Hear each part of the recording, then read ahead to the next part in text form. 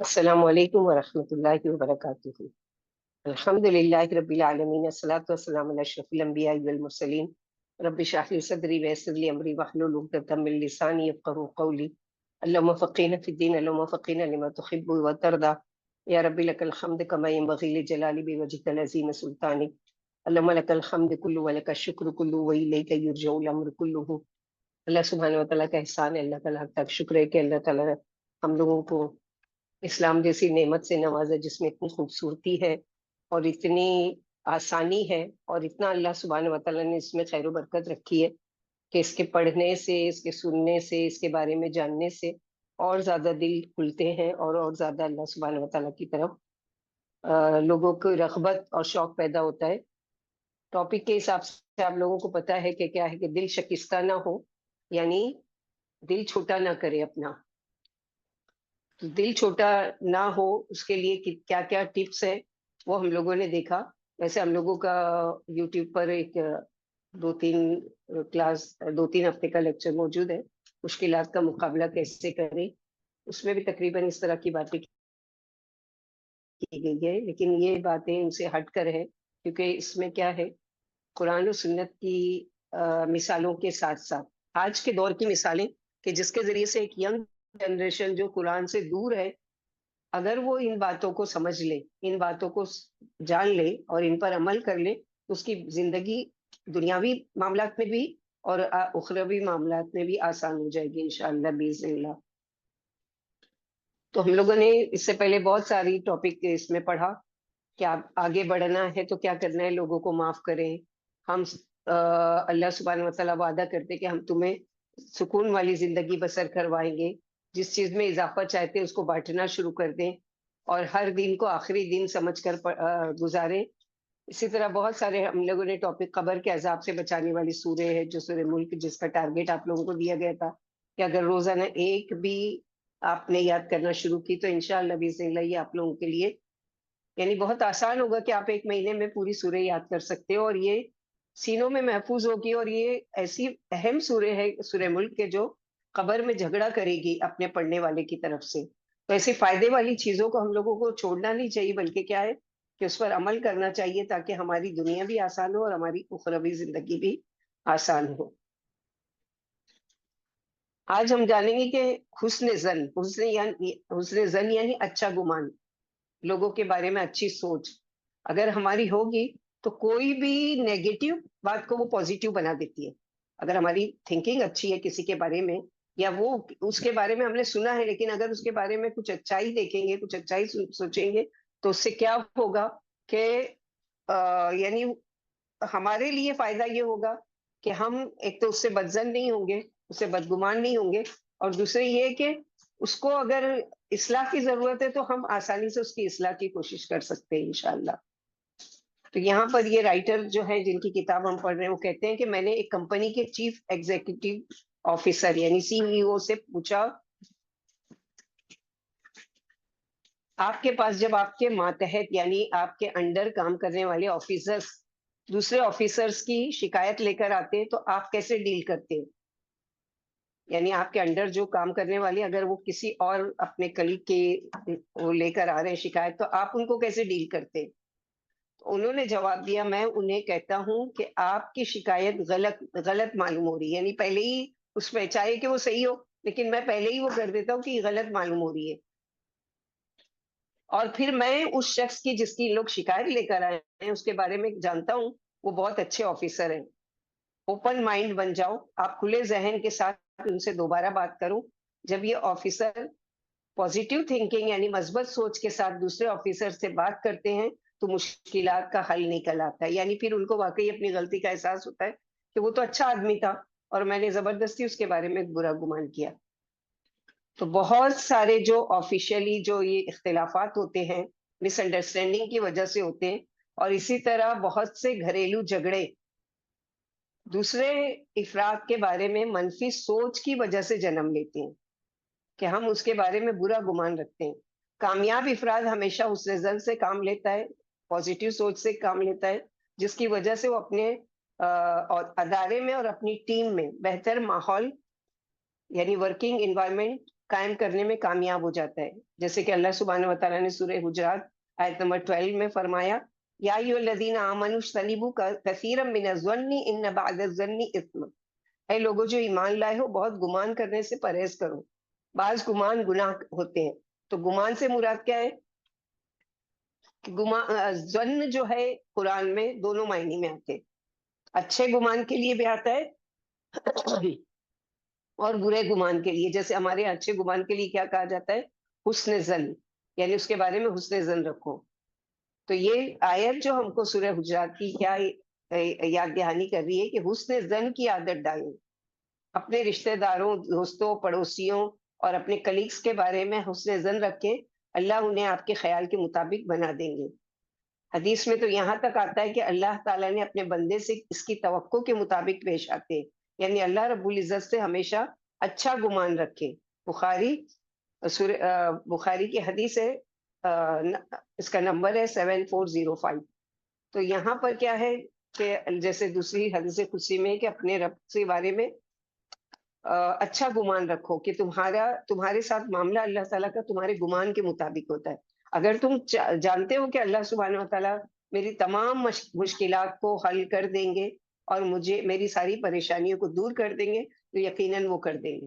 اگر تمہارا یہ گمان ہے کہ نہیں، دعا مانگ کے کچھ نہیں ہوتا، نماز پڑھ کے کچھ نہیں ہوتا، اور اللہ تعالیٰ سے مانگ مانگ کے تھک گئے، تو پھر نہیں ہوگا.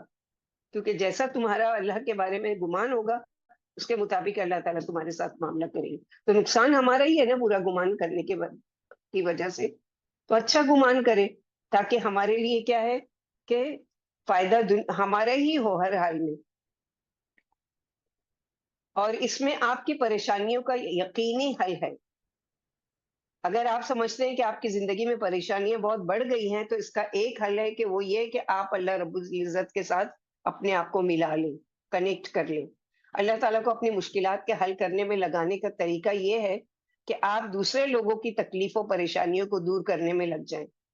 رسول اللہ صلی اللہ علیہ وسلم فرماتے ہیں، جب تک مسلمان دوسرے مسلمان کی مدد میں لگا رہتا ہے، اللہ رب العزت اس کی مدد میں لگا رہتا ہے. بخاری کی حدیث ہے، حدیث نمبر ہے 2442. یعنی واللہ فی عون العبد ما کان العبد فی عون اخیہ. اگر اللہ رب العزت ہماری مدد میں لگ گئے تو ہماری پریشانیاں باقی نہیں بچیں گی. دوسروں کی مدد کرنے کا آغاز اپنے قریبی رشتہ داروں اور دوستوں سے کریں. مثلاً بے شمار گھروں میں ایسی لڑکیاں ہیں جو شادی کی عمر کو پہنچ چکی ہیں، لیکن ان کے لیے رشتے نہیں مل رہے. ان کے رشتے جوڑنے میں ان کے والدین کی مدد فرمائیں. اللہ رب العزت اس عظیم کام سے خوش ہو کر آپ کی زندگی کے مسائل دور فرما دیں گے. آپ کے بچوں کے بھی رشتے اچھی جگہ اور بآسانی ہونے شروع ہو جائیں گے. تو جو دوسروں کی اس میں لگ جاتا ہے اللہ تعالیٰ، تو اللہ تعالیٰ کی جو مدد ہوگی وہ ایسی مدد تو کوئی دنیا کا بڑے سے بڑا بادشاہ بھی نہیں کر سکتا. تو جو کام ہم چاہتے ہیں کہ ہمارے لیے آسان ہو، وہ دوسروں کے لیے آسانی والا بنا دی. اگر کسی نے آپ کی برائی کی ہے، کوئی غیبت کی ہے، تو اس سے بدلہ لینے کی بجائے اس کی پردہ پوشی کرے. ایسا کرنے سے اللہ رب العزت آپ کی برائیوں پر پردہ ڈالیں گے. رسول اللہ صلی اللہ علیہ وسلم نے فرمایا، ومن ستر مسلمن سترہ اللہ فی الدنیا والآخرہ. جو شخص کسی مسلمان کی پردہ پوشی کرتا ہے، اللہ تعالیٰ دنیا اور آخرت پہ اس کی پردہ پوشی ہے. تو ہم چاہتے ہیں کہ ہمارے گناہ لوگوں کے سامنے نہیں کھلیں اور ہم لوگوں کے سامنے رسوا نہیں ہو. تو اس کے لیے کیا ہے کہ ہم لوگوں کی غیبت کرنا چھوڑ دیں، لوگوں کے عیب ڈھونڈنا چھوڑ دیں. لوگوں کی عیب کو اگر ہم کو پتا بھی ہے تو اس کو کیا ہے، اس کو پردہ ڈال دیں، اس کے پردہ پوشی کرے. یا اگر آپ کی نیت اصلاح کرنے کی ہے، صحیح معنوں میں آپ اس سے محبت کرتے ہیں اور چاہتے ہیں کہ اس کی اصلاح ہو، تو اس کو خاموشی سے اکیلے میں کسی طرح سمجھانے کی کوشش کریں. نہ یہ کہ اس کی عزت کو اچھالیں اور 10 لوگوں میں بیان کریں وہ تو ایسی ہے، وہ تو ویسی ہے، وہ تو ہمیشہ ہی رہے گی، اس کو تو نصیحت کرنے کا فائدہ نہیں. کوئی فائدہ نہیں. آپ کو کیا پتا کہ اللہ سبحانہ و تعالیٰ نے کہاں پر کس کے لیے ہدایت رکھی ہے، کس کی بات پہنچانے میں ہدایت رکھی ہے، کہ کسی کی ایک بات کسی کی ہدایت کا ذریعہ بن جائے. کسی کو اگر قرض کی ضرورت ہے اور آپ کے پاس اضافی پیسے ہیں، تو قرض دینے میں تامل سے کام نہیں لیں، بلکہ کچھ فنڈز دوسروں کو قرض دینے کی غرض سے ہمیشہ پاس رکھیں. قرض دینے کا ثواب صدقہ کرنے سے بھی زیادہ ہے. اس سے آپ کے رزق میں برکت ہوتی ہے، اور جب تک لمٹ ہوتی ہے قرض دار کی، تب تک اس کے لیے یعنی اس کا ثواب آپ کو ملتا رہتا ہے. اور جب لمٹ ختم ہو جاتی ہے اور وہ نہیں دے پاتا ہے تو روزانہ جتنا بھی اماؤنٹ آپ نے کسی کو قرض دیا ہے وہ کیا ہے کہ آپ کے لیے صدقہ لکھا جاتا ہے. تو سوچ لو اگر 1,000 دیا تو ڈیلی 1,000 روپیہ صدقہ کرنے کا ثواب.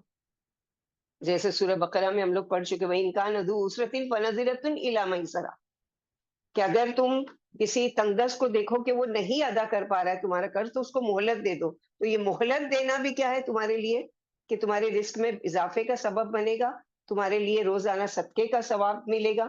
اور اللہ سبحانہ و تعالیٰ قیامت کے دن تمہاری ہو سکتا ہے کہ اسی نیکی کی وجہ سے کہ تم نے کسی کو قرض دیا اور وہ نہیں دے پا رہا تھا، تم نے کیا کیا کہ یا تو اس کو مہلت دے دی اور یا اس کو معاف کر دیا. تو اللہ سبحانہ و تعالیٰ کیا معافی کا سبب بھی بن سکتا ہے. لوگوں میں اخلاقی آگاہی کے لیے دروس کا اہتمام کریں، معاشرے میں بڑھتی ہوئی برائی اور بے راہ روی کو روکنے میں اپنا حصہ ڈالیں. ہمارے معاشرے میں کیریکٹر بلڈنگ کی اشد ضرورت ہے، بلکہ یہی ہمارا سب سے بڑا مسئلہ ہے. اگر ہم نے لوگوں کو ریفارم کرنا شروع کر دیا تو معاشرے کے تمام مسائل حل ہو جائیں گے. جیسے کہ اللہ سبحانہ و تعالیٰ سورہ عصر میں فرماتے ہیں بسم اللہ الرحمن الرحیم والعصر ان الانسان لفی خسر الا الذین آمنوا وعملوا الصالحات وتواصوا بالحق وتواصوا بالصبر. زمانے کی قسم انسان در حقیقت بڑے خسارے میں ہے سوائے ان لوگوں کے جو ایمان لائے اور نیک اعمال کرتے رہے اور ایک دوسرے کو حق کی نصیحت کی اور صبر کی تلقین کرتے رہے. تو اگر اللہ سبحانہ و تعالیٰ نے ہم کو ہدایت نصیب کی ہے، ہم سیدھے راستے کی طرف آ گئے ہیں، ہم کو اللہ تعالیٰ کی پہچان ہو گئی ہے، ہمارے دل میں اللہ کی خشیت آ گئی ہے، ہمارے دل میں نماز کی اہمیت آ گئی ہے، ہمارے دل میں قرآن کا شوق پیدا ہو گیا ہے، تو اکیلے تک اس کو باندھ کے نہیں رکھے اس نعمت کو، بلکہ کیا ہے لوگوں کے ساتھ شیئر کرنا شروع کر دیں. اس کی وجہ سے کیا ہوگا کہ کوئی ایک بھی اگر آپ کی بات کی وجہ سے ہدایت، جیسے اللہ کے نبی صلی اللہ علیہ وسلم نے علی رضی اللہ تعالیٰ کو نصیحت کی تھی کہ علی کہ اگر تمہاری وجہ سے کوئی ایک بھی ہدایت کی طرف آ گیا تو یاد رکھو یہ سرخ اونٹوں سے بھی زیادہ یعنی اس ویلیویبل چیز ہے یہ اور بہت قیمتی چیز ہے. اب آپ کو کون سا آپشن پسند کرنا ہے؟ اللہ رب العزت نے کچھ چیزیں انسان کی قسمت میں فکسڈ کر دی ہیں، معین کر دی ہے، جس میں دو چیزیں بہت اہم ہیں. ایک تو سب کی عمر فکس ہے، معین ہو چکی ہے، یعنی 60 ہے، 70 ہے، 80 ہے یا 90 ہے. بہت ہوئی تو 110 120 وہ بہت زیادہ اردلی عمر. اسی طرح اللہ سبحانہ و تعالیٰ نے دوسری چیز جو فکس کر دی ہے وہ کیا ہے؟ رزق.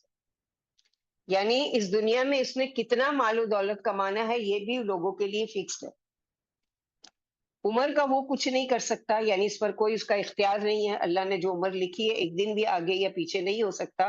جب اس کا وقت پورا ہوتا ہے تو فرشتے اسے لینے آ جاتے ہیں، جیسا اللہ سبحانہ و تعالیٰ کے حکم سے اللہ تعالیٰ ان کو حکم دیتے ہیں اور وہ وقت پر موجود ہوتے ہیں. رزق اس کی قسمت میں جتنا لکھا ہے وہ مل کر ہی رہے گا، اسے کوئی نہیں چھین سکتا. کہا جاتا ہے کہ جس طرح موت انسان کا پیچھا کرتی ہے اسی طرح رزق بھی انسان کا پیچھا کرتا ہے، یعنی وہ ڈھونڈ لیتا ہے جس تک پہنچنا ہے اور وہ پہنچ کر رہتا ہے. رسول اللہ صلی اللہ علیہ وسلم نے فرمایا اللہ تعالیٰ نے جبریل علیہ السلام کو یہ پیغام دے کر میرے پاس بھیجا ہے کہ انسان کو اس وقت تک موت نہیں آتی جب تک وہ اپنا رزق مکمل نہیں کر لیتا. جب یہ دو چیزیں فکسڈ ہیں تو انسان کی کامیابی کا دار و مدار اس بات پر ہے کہ وہ ان دونوں نعمتوں کو کس طرح استعمال کرتا ہے. یہاں آپ کے لیے دو آپشن ہیں کہ آپ ان دونوں چیزوں کا کیسے استعمال کرتے ہیں. یعنی مثلا یہ کہ ایک گھٹ پانی ابھی باقی تھا آپ کی زندگی کا، اب وہ موت کا سکرات آ رہا ہے اور موت کا فرشتہ آ رہا ہے، ابھی روح قبض نہیں ہوئی ہے، لوگ پانی ڈال رہے ہیں، زمزم ڈال رہے ہیں، وہ ڈال رہے ہیں، تو وہ قطرہ کتنا اندر جائے گا جتنا آپ کے اللہ سبحانہ و تعالیٰ کے ہاں آپ کے لیے وہ پانی لکھا ہے اتنا ہی اندر جائے گا، باقی کیا ہے ویسٹ ہو جائے گا، نکل جائے گا منہ سے یا نہیں جا پائے گا یا جو بھی ہے، کیونکہ وہ لمٹ ختم ہو گئی. تو یہ ہے اللہ سبحانہ و تعالیٰ کا راز. اب ہم کو کرنا کیا ہے کہ یہ جو فکسڈ نعمتیں دی گئی ہیں ہم کو، ایک زندگی اور ایک ہماری رزق، ان دونوں کا ہم کیسے صحیح معنوں میں چن سکتے ہیں. انسان ان دو نعمتوں کو صرف اپنی مرضی سے اس دنیا کی خوشی اور کامیابی کے لیے استعمال کرے، یہ سوچے بغیر کہ آخرت کی زندگی کے لیے بھی کچھ کرنا ہے.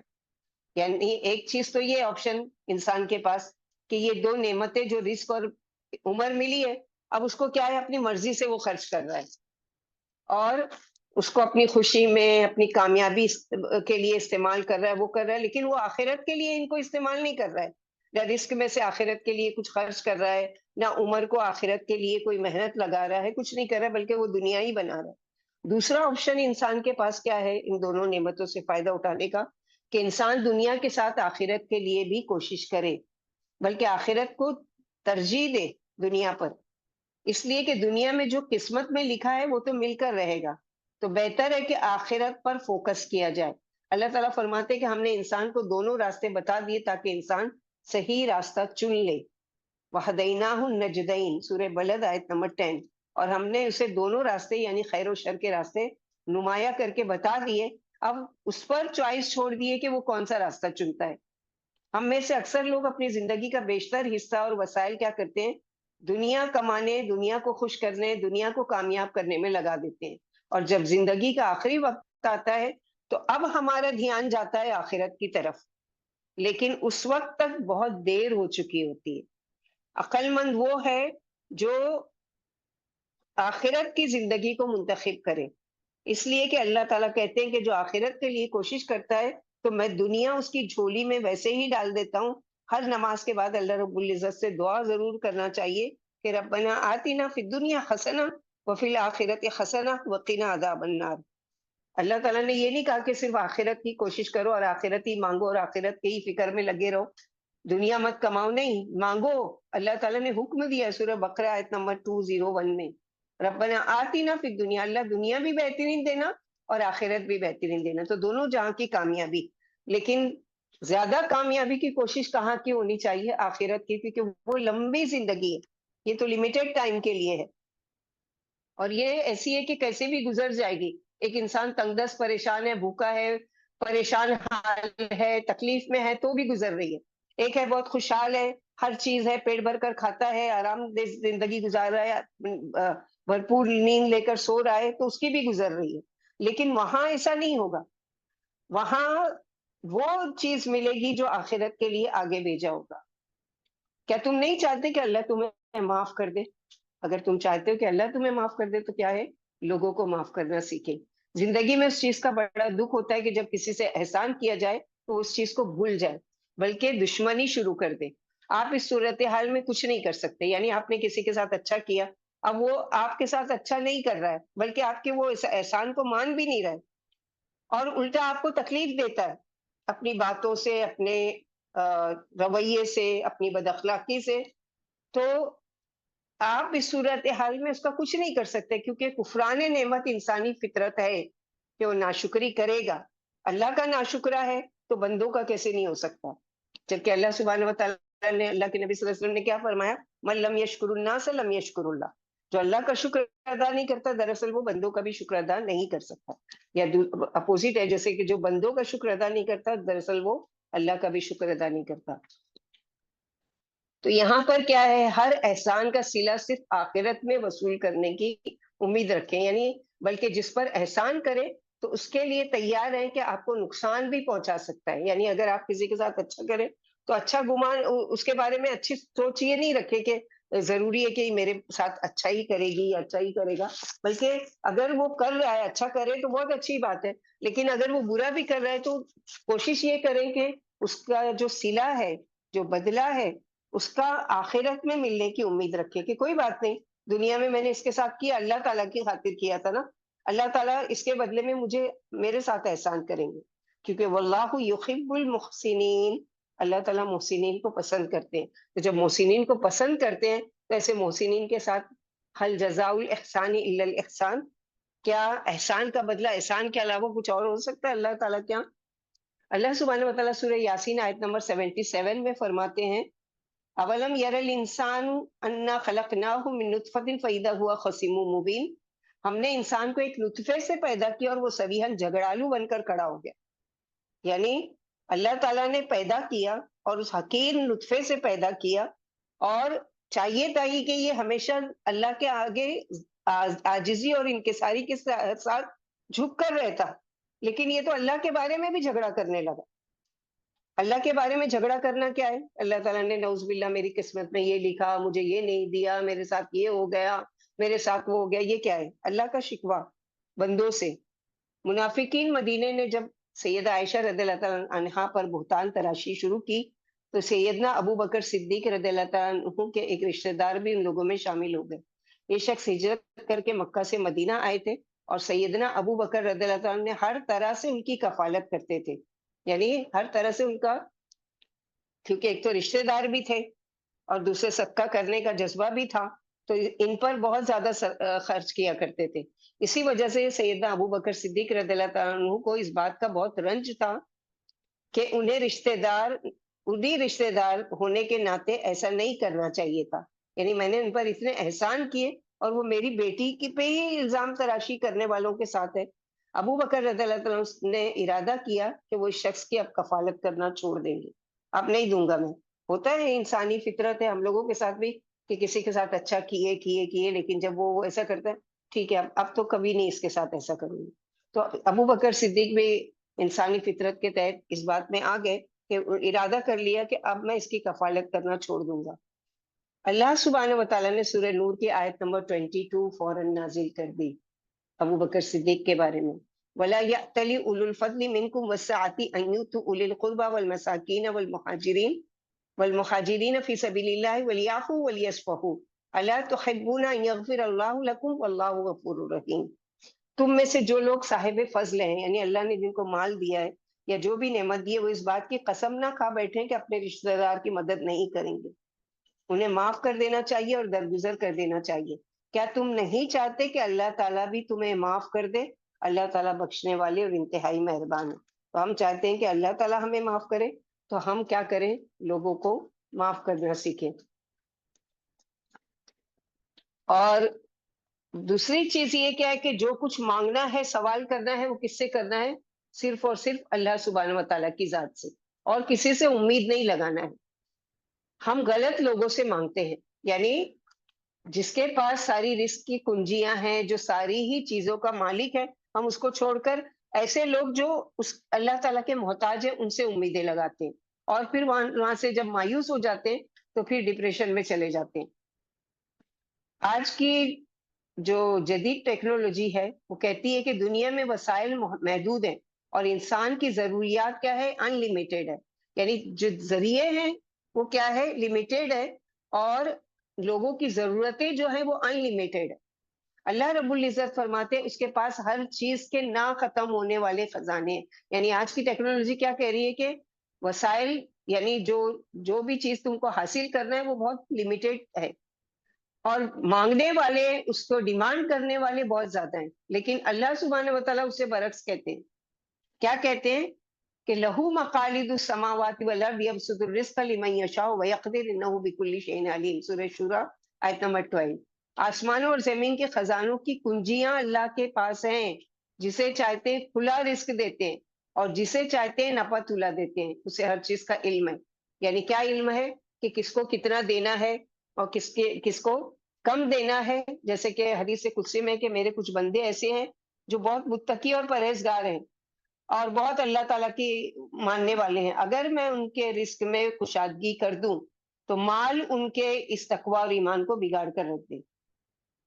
اور کچھ ایسے ہیں کہ مالداری میں ہے، اگر ان کو تنگ دستی میں ڈال دوں گا تو وہ تنگ دستی کی وجہ سے دین سے دور ہو جائیں گے یا تقوی سے دور ہو جائیں۔ تو یہ واللہ انہ بکل شیء علیم، اللہ تعالیٰ کو پتا ہے کس کو کتنا دینا ہے اور کیا دینا ہے۔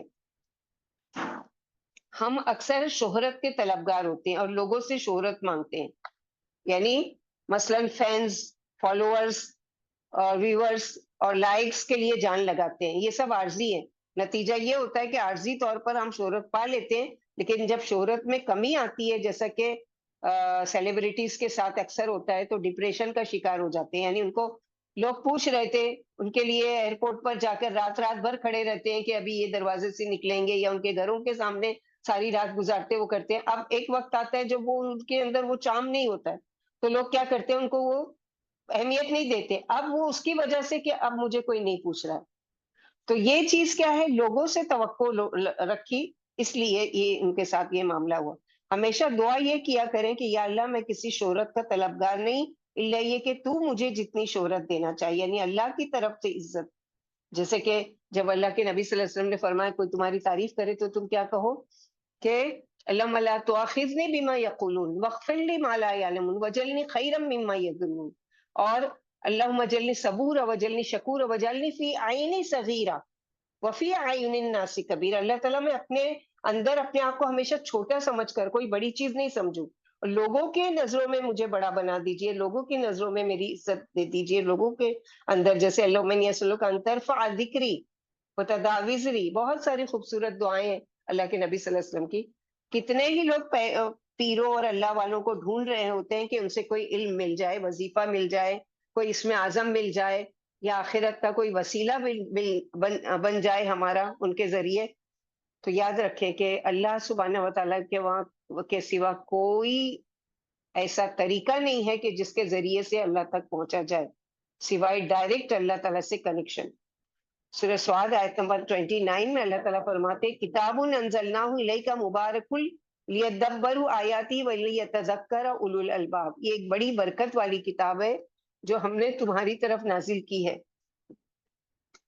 تاکہ لوگ اس کی آیات پر غور کریں اور عقل و فکر رکھنے والے اس سے سبق حاصل کریں. تو عزت ملتی ہے تو یہ نہیں سمجھنا چاہیے کہ یہ صرف پوزیشن اور میرے پوسٹ کی وجہ سے ملی ہے. جیسے ہی آپ کا پوسٹ ختم ہو جائے گی آپ کی وردی چھین لی جائے گی اور آپ زمین پر آ جائیں گے. دیر پا عزت وہ ہے جو اللہ کی طرف سے آپ کو ملے. ایسی عزت بیلوس خدمت سے اور لوگوں کے دلوں میں جگہ بنانے سے ملتی ہے جو مرنے کے بعد بھی صدیوں تک قائم رہتی ہے. مثلا آپ نے کسی کے ساتھ اچھا سلوک کیا یا کوئی صدقہ جاریہ کا کام کسی کے ساتھ کیا، مثلا کوئی بچہ تھا، یتیم تھا اور بیوہ تھی عورت، اس کی کفالت آپ نے ذمہ لے لی. اب وہ بچہ پڑھ لکھ کر بڑا ہو گیا اور کچھ قابل بن گیا، دین اور دنیا کی تعلیم اس کو مل گئی، اور وہ دونوں جہاں کی کامیابی لے کر چل رہا ہے، اپنے ماں باپ اپنی ماں کی کفالت کر رہا ہے، اپنے بہن بھائیوں کی کفالت کر رہا ہے، اور آپ نے اس کے پیچھے جو فیس کے پیسے لگا کے اس کو پڑھا کر بڑا کیا، جس کے ذریعے سے آج وہ قابل بنا. آپ چلے گئے دنیا سے لیکن آپ کا وہ صدقہ جاریہ کب تک؟ جب تک وہ اس پڑھائی کے ذریعے جو اس نے پوسٹ حاصل کی یا جو جاب حاصل کیا یا جو اس کو سیلری مل رہی ہے اس کے ذریعے سے وہ کسی اور کی مدد کر رہا ہے، اس کے ذریعے سے وہ کسی اور کی کفالت کر رہا ہے، وہ سارا آپ کے بینک اکاؤنٹ میں آ رہا ہے آخرت بینک کے. تو سوچ لیجیے کتنے فائدے کی چیز ہے کہ ہم لوگوں سے شہرت چاہتے ہیں کہ تھوڑا سا میں کسی کے ساتھ کروں وہ میری تعریف کر دے، تھوڑا سا میں کسی کے ساتھ کروں وہ میرا شکریہ ادا کر دے، تھوڑا سا میں کسی کے ساتھ کروں وہ میرے احسان تلے ہمیشہ ہمیشہ دبا رہے. کوئی فائدہ نہیں. کتنے دن آپ کو کوئی یاد رکھے گا؟ لیکن اصل یاد رکھنے کی چیز یہ ہے کہ وہ جس کے ساتھ کیا احسان وہ یاد نہیں رکھے، تب بھی وہ جو کام کر رہا ہے وہ آٹومیٹکلی آپ کے اکاؤنٹ میں جا رہا ہے آخرت بینک میں. ہم سمجھتے ہیں رزق اور وسائل اپنی قابلیت اور صلاحیت سے ملے ہیں، یہ نہیں دیکھتے کہ کتنے ہی زیادہ قابل لوگ فارغ پڑ رہے ہیں. یعنی اگر آپ کو کوئی پوسٹ مل گئی ہے، کوئی اچھا جاب مل گیا ہے تو کیا سمجھتے ہیں میرے پاس یہ ڈگری تھی اس کی وجہ سے میں اس پوسٹ تک آیا؟ نہیں. بہت سارے ایسے جو گریجویشن کرنے کے بعد بھی سڑکوں پر سبزی اور ترکاری اور فروٹ بیچ رہے ہیں کیونکہ ان کو جاب نہیں ہے. تو یہ آپ کی قابلیت نہیں تھی بلکہ اللہ سبحانہ و تعالیٰ کا احسان. تو اس احسان کا بدلہ چکانے کا طریقہ کیا ہے کہ لوگوں کے ساتھ خیر پائی کرنے والے بنے. ہمیشہ یاد رکھیں امپلائر تو صرف پوسٹ آفس ہے یا ایک ذریعہ ہے، اصل رزق اور پوزیشن دینے والی ذات اللہ تعالیٰ کی ہے. تو اللہ رب العزت سے ہم لوگوں کو مانگنا ہے. رب سے مانگنے والی چیز کیا ہے؟ ہم کیا مانگتے ہیں اور ہم کو کیا مانگنا چاہیے اللہ تعالیٰ سے؟ ہم اللہ رب العزت سے بہت سی چیزیں مانگتے ہیں، جیسے مجھے اچھی جاب مل جائے، میری صحت اچھی ہو جائے، مجھے میرا اچھا گھر بن جائے، میری اولاد اچھی ہو جائے وغیرہ وغیرہ. لیکن کچھ چیزیں ایسی ہیں جو اگر اللہ سے مل جائیں تو اس کے ساتھ باقی ساری نعمتیں خود بخود انسان کو مل جائیں گی. ایسی ہی ایک چیز حکمت ہے، تو اللہ تعالیٰ سے حکمت مانگا کریں. وہ ساری چیزیں اللہ تعالیٰ یہ سب چیزیں کہاں سے آئے گی وہ سجا دیں گے اگر آپ نے یہ چیز مانگی اللہ سے کہ اللہ آتنی الحکمہ. سورہ بقرہ آیت نمبر 269 میں اللہ تعالیٰ فرماتے ہیں وَمَن یُؤْتَ الْحِکْمَةَ فَقَدْ أُوتِیَ خَیْرًا کثیرا. جسے حکمت ملی اسے بڑی دولت مل گئی. تو اللہ تعالیٰ سے یہ بھی مانگا کرے دعا مانگتے ہوئے، یا رب مجھے حکمت عطا فرماؤ کہ میں کیسی دعا مانگوں آپ سے کہ جو میرے لیے دنیا اور آخرت دونوں جہاں کی کامیابی کا ذریعہ بنے. مجھے وہ ساری چیزیں ملے جو میری خواہشات ہیں، دنیاوی بھی اور اخروی بھی. اس سب کے لیے مجھے طریقہ سجھا دیجیے کہ میں کیسے دعا کروں. جیسے اللہ کے نبی صلی اللہ علیہ وسلم کو قیامت کے دن وہ کلمات سکھائے جائیں گے کہ اللہ کے نبی صلی اللہ علیہ وسلم فرماتے اس سے پہلے میں نے کبھی بھی اللہ تعالیٰ کی اس طرح حمد و ثنا نہیں کی ہوگی جیسے مجھے اس دن سکھائے جائیں گے کہ میں سجدے میں گر جاؤں گا عرش کے پاس، اور اللہ تعالیٰ مجھے سکھائیں گے وہ کلمات جو میں اللہ تعالیٰ کی حمد و ثنا کروں گا، جس کے لیے اللہ کو راضی کروں گا کہ وہ حساب کتاب شروع کریں. تو ہم کو بھی کیا ہے کہ یہ دے دو وہ دے دو، اللہ تعالیٰ یہ بھی دے دو وہ بھی دے دو وہ بھی دے دو. نہیں، مجھے حکمت عطا فرما کہ میں یہ سب چیزیں کیسے مانگوں. اللہ تعالیٰ مجھے یہ طریقہ سجھا دو. حکمت سے مراد صحیح بصیرت اور صحیح قوت فیصلہ. اگر کسی کو یہ مل جائے تو وہ زندگی کی باقی نعمتیں بآسانی حاصل کر سکتا ہے. حکمت علم سے آگے کی چیز ہے. اگر آپ کے پاس علم ہے لیکن حکمت نہیں ہے تو ہو سکتا ہے کہ آپ صحیح فیصلہ نہیں کر پائیں. مثلا آپ کے پاس نالج ہے لیکن کیسے اس نالج کو کہاں استعمال کرنا ہے اس کا ٹیلنٹ نہیں ہے آپ کے پاس، اس کا طریقہ نہیں ہے، تو آپ صحیح فیصلہ نہیں کر سکتے. یہ حکمت ہی ہوتی ہے جس کی وجہ سے انسان آخرت کی اہمیت سمجھ کر حقیقی کامیابی کی طرف جاتا ہے. ایک آدمی جس کے پاس بہت ساری دولت ہے لیکن حکمت نہیں ہے تو وہ دولت اس کے لیے نعمت نہیں ہے، اس لیے کہ وہ اس طریقے سے خرچ نہیں کرے گا جو شریعت کا تقاضا ہے، بلکہ وہ اپنی خواہشات کو تکمیل کرے گا اس دولت کے ذریعے. جبکہ اگر کسی کے پاس دولت کے ساتھ حکمت بھی ہے تو وہ دولت اس کے لیے اللہ کی نعمت ہوگی، کیونکہ وہ اس دولت کو حکمت سے خرچ کر کے آخرت کی کامیابی حاصل کر لے گا. اگر کسی کے پاس دولت نہیں صرف حکمت ہے تو وہ حکمت سے اپنی زندگی کو خود بخود کامیاب بنا لے گا. اللہ تعالیٰ فرماتے ہیں میں نے اپنے پیغمبروں کو حکمت سے سرفراز کیا تھا. میں نے تو ابراہیم علیہ السلام کی اولاد کو کتاب اور حکمت دی تھی. مومنوں کے لیے اللہ نے حکمت سے لبریز کتاب قرآن کریم نازل کی ہے. اگر اس کی آیتوں پر غور کریں تو ہم حکمت سے فیضیاب ہو سکتے ہیں. جیسے کہ سورہ یونس آیت نمبر 1 میں اللہ سبحانہ وتعالیٰ فرماتے ہیں الف لام را تلک آیات الکتاب الحکیم، کہ حروف مقطعات کی کتاب یہ اس کتاب کی آیات ہے جو حکمت و دانش سے لبریز ہے. یعنی ساری حکمت کی باتیں اس میں جمع ہیں، لیکن ضرورت کیا کس چیز کی ہے کہ ہم اس کو سمجھیں، اس کو جانیں، اس کے بارے میں پڑھیں، علم حاصل کریں. اسی لیے اپنی دعاؤں میں اللہ سے ہمیشہ حکمت ضرور مانگا کریں. اور کیسے مانگیں گے؟ اللہ ماتن الحکمہ، اللہ ماتن الحکمہ، اللہ ماتن الحکمہ ومن اوتیتا فقد اوتیا خیرا کثیرا. حکمت عطا ہو جانے کے بعد آپ اپنی جاب کو، اپنے کاروبار کو، اپنے رشتوں کو، غرض یہ کہ اپنی زندگی کے ہر پہلو کو بہترین طریقے سے چلانے لگتے ہیں، اور اپنی صلاحیتوں کے ساتھ ساتھ اللہ کی ذات پر بھروسہ بھی کریں. کیسے؟ جب کوئی بندہ اپنے فیصلوں میں اور اپنی مشکلات میں اللہ پر توکل کرتا ہے تو ایسے بندے پر شیطان کا بس نہیں چلتا. اس کے برعکس اگر کوئی اپنے معاملات زندگی میں صرف اپنے تجربے، اپنی صلاحیتوں پر تکیہ کرتا ہے تو شیطان اسے اپنے جال میں پھنسا لیتا ہے. جیسے کہ سورہ بنی اسرائیل آیت نمبر 65 میں اللہ تعالیٰ نے فرمایا ان عبادی لیس لک علیہم سلطان وکفی بربک وکیلا، لیکن میرے بندوں پر تجھے کوئی اقتدار حاصل نہیں ہوگا، اگر وہ توکل کریں گے تو ان کا رب کافی ہے. اس آیت سے مفسرین یہ مطلب بھی اخذ کرتے ہیں کہ شیاطین کو انسانوں پر یہ اقتدار حاصل نہیں ہوگا کہ انہیں زبردستی اپنی راہ پر کھینچ کے لے آئے. وہ فقط بہکانے اور پھسلانے اور غلط مشورے دینے تک کا اختیار رکھتا ہے. اسی آیت میں اس طرف بھی اشارہ ہے کہ کمزور ایمان والے لوگ تو شیطان کے وعدوں سے دھوکہ کھا سکتے ہیں، لیکن نیک اور اللہ پر یقین رکھنے والے لوگ اس سے قابو میں نہیں آ سکتے. یعنی جو اللہ کی ذات پر توکل کر لیتا ہے، بھروسہ کر لیتا ہے، اب اس پر شیطان کا کوئی زور نہیں چلتا.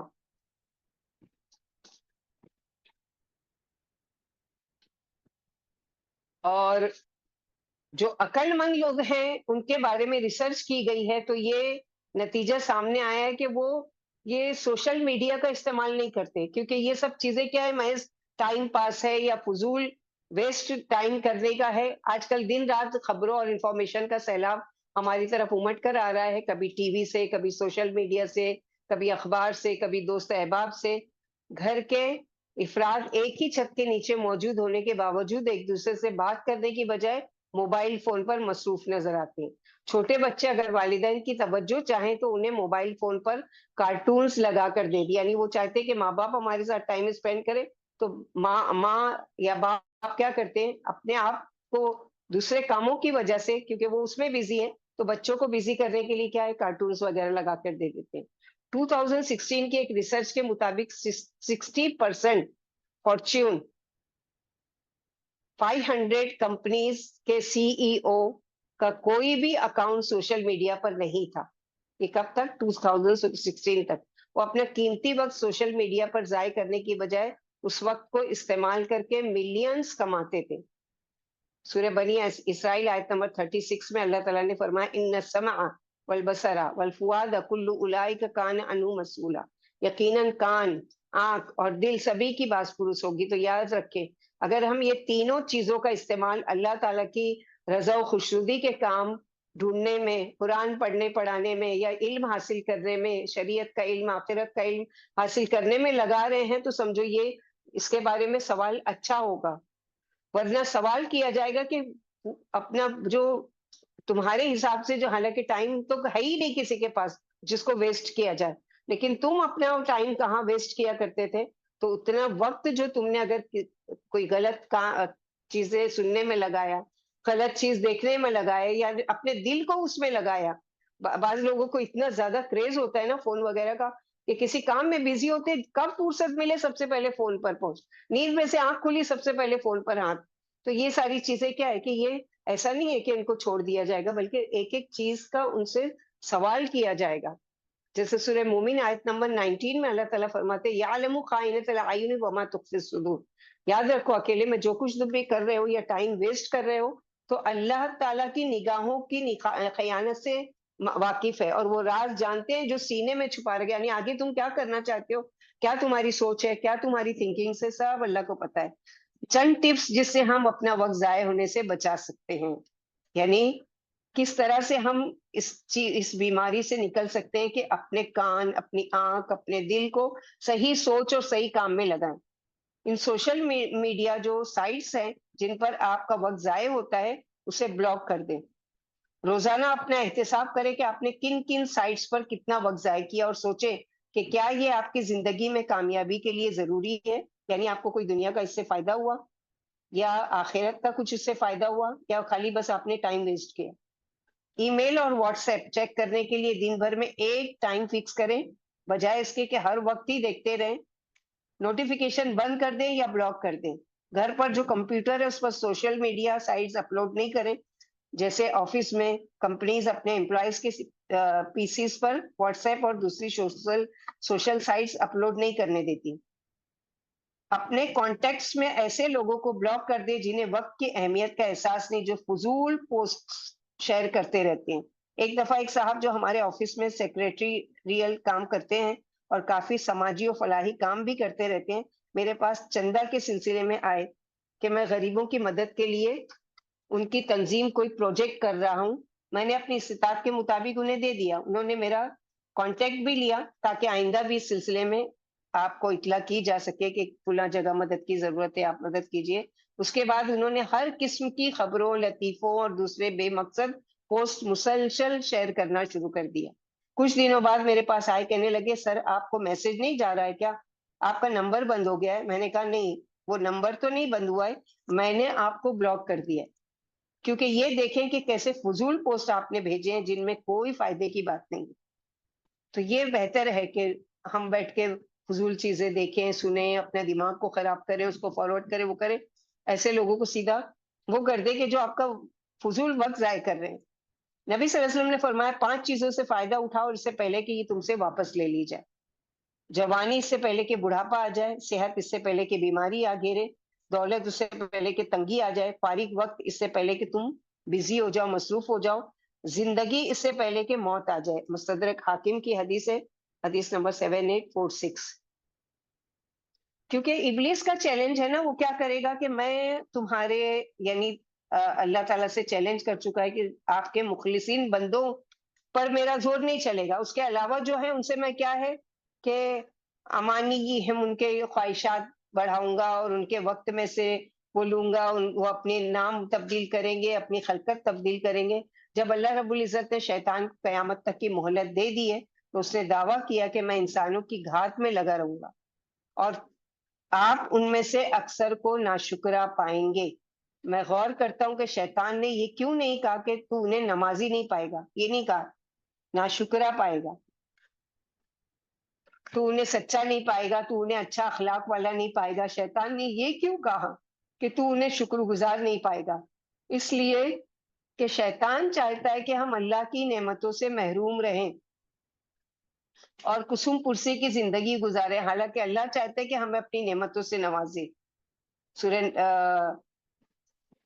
سورہ نمبر 5 آیت نمبر 6 میں اللہ تعالیٰ فرماتے ہیں وَلِيُتِمَّ نِعْمَتَهُ عَلَيْكُمْ لَعَلَّكُمْ تَشْكُرُونَ. اللہ چاہتے ہیں کہ تم پر اپنی نعمت تمام کر دے شاید کہ تم شکر گزار بنو، اور یہی چیز یہ نہیں کروانا چاہتا. تو کتنی حکمت کی بات ہے نا کہ وہ یہ نہیں کہتا کہ اللہ تعالیٰ آپ اپنے بعض بندوں میں سے نمازی نہیں پائیں گے، اخلاق والا نہیں پائیں گے، قرآن پڑھنے والا نہیں پائیں گے، یہ سب نہیں کیا، بلکہ ناشکرا پائیں گے.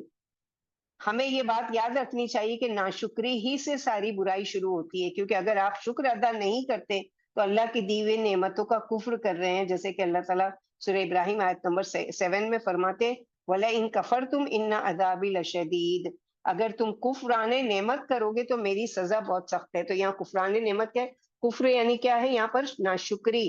یہ نہیں کہا کہ اللہ کے ساتھ کفر کرو گی تو سزا ملے گی، بلکہ ناشکری کرو گے تو میرا عذاب شدید ہے. کیونکہ اللہ سبحانہ و تعالیٰ کی نعمت کو اگر تم چاہتے ہو کہ بڑھے، اور یہی نہیں شیطان چاہتا کہ تمہاری ہدایت میں اضافہ ہو، تمہارے علم میں اضافہ ہو، تمہاری شکر گزاری میں اضافہ ہو، تمہاری نعمتیں جو اللہ نے دی اس میں اضافہ ہو، تو وہ کیا کرتا ہے؟ ناشکری پر لگا دیتا ہے کہ جتنا ناشکری کرتے جاؤ گے اللہ تعالیٰ کا عذاب تم پر آتے جائے گا، تمہارے اوپر تنگی آئے گی، تم علم سے دور ہوتے چلے جاؤ گے، تم ہدایت سے دور ہو گے. اور یہی تو اس کا ٹارگیٹ ہے جس میں وہ کامیاب ہو جاتا ہے. اور ہم اس کو اپنے اوپر آسانی سے یعنی وہ کرنے کے لیے مہلت دے رہے ہوتے ہیں. تو بہت زیادہ شکر والے بنے، ہر حال میں شکر، یعنی آپ کی دعاؤں میں، آپ کے سجدوں میں ایسی دعا ضرور ہونا چاہیے جس میں اللہ کا شکر ادا. یا ربی لک الحمد کما ینبغی لجلال بوجہک العظیم سلطان.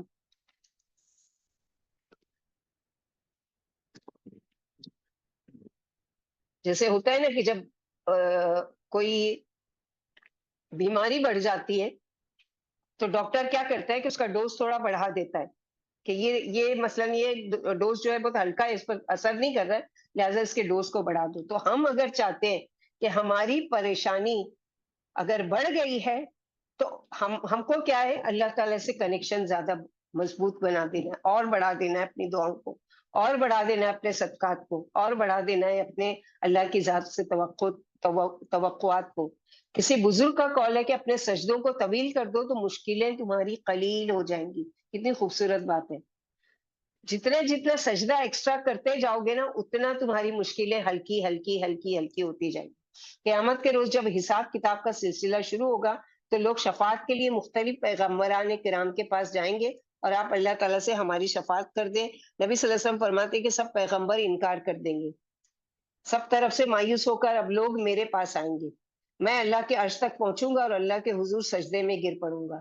اس وقت اللہ تعالیٰ مجھے حمد و ثنا کے بہترین الفاظ الہام کریں گے جو اس سے پہلے اس نے کسی کو نہیں دیا. ہم نے حکمت کے چیپٹر میں ابھی پڑھا نا کہ وہ حکمت کا طریقہ سکھا دیں گے اللہ تعالیٰ جو اس سے پہلے اللہ تعالیٰ نے نہیں سکھائے تھے.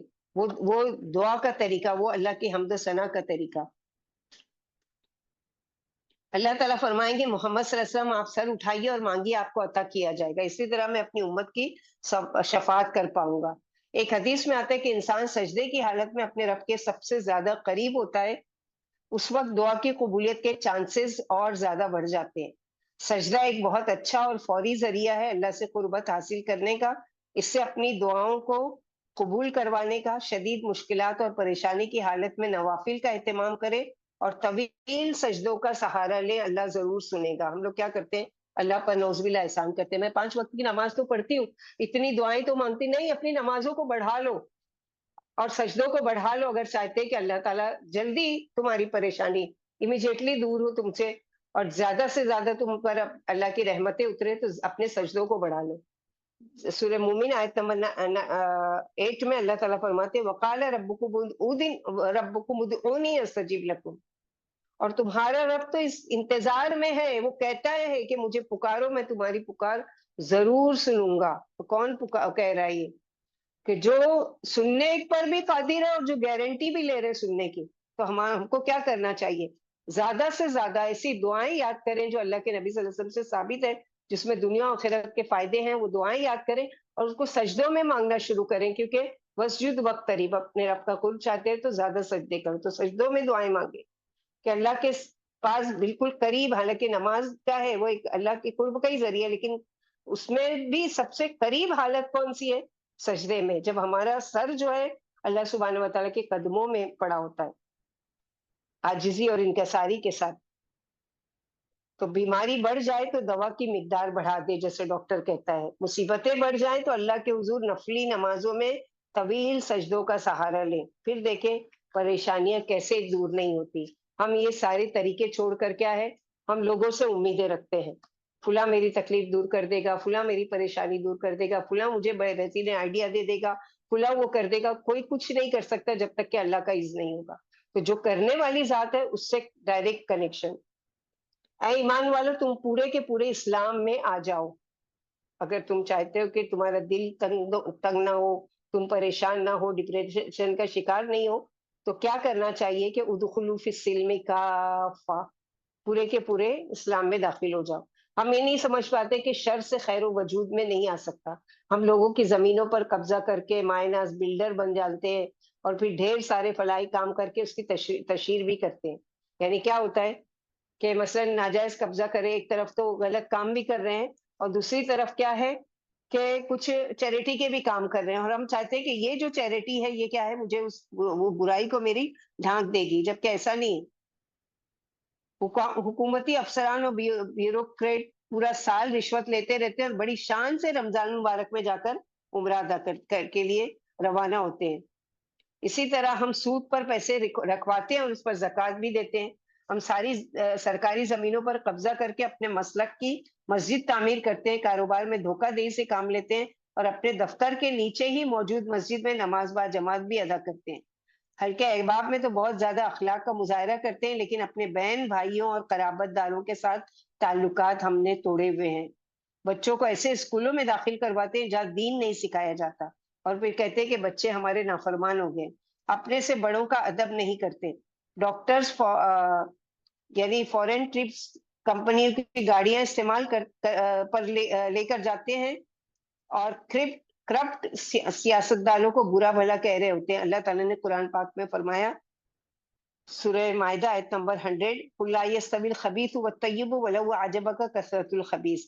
ऐ रसूल सल्लल्लाहु अलैहि वसल्लम, आप कह दीजिए कि नापाक और पाकीज़ा चीजें बराबर नहीं होती, चाहे तुम्हें नापाक चीजों की कसरत अच्छी मालूम हो। यानी एक तरफ गुनाह पर गुनाह भी करो और कुछ थोड़े नेकी के काम कर लो और चाहो कि वो उसको उस बुराई को दूर कर देगी, तो ऐसा नहीं है। पहले धोना चाहिए बुराइयों को, फिर जाके नेकियों को उस पर वो करना चाहिए। हम गैर गैर यकीनी कैफियत में जिंदगी गुजार देते हैं और बातिल का पता ही नहीं चल पाता। इसीलिए अल्लाह रब्बुल इज्जत सूरह बकरा आयत नंबर 208 में फरमाते हैं, या अय्युहल्लज़ीना आमनू दुखुलू फिस्सिल्मि काफ़ा।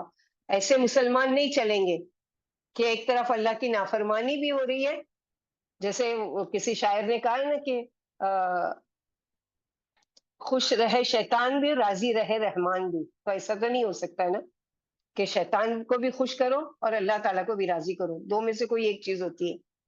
तो अगर अल्लाह को राजी करना है तो क्या करना है? इस्लाम में पूरे पूरे दाखिल हो। पूरे पूरे दाखिल होने का मतलब क्या है कि कारोबार भी अपना उसके मुताबिक, अपनी जिंदगी भी उसके मुताबिक, अपने मामलात भी उसके मुताबिक, इस्लाम के मुताबिक, अपनी इबादत भी अल्लाह ताला के इस्लामिक तरीके पर। तो ये सारी चीजें, क्योंकि ये दुनिया जो है वो नाम है खेल कूद का, लाहिबो व लअब।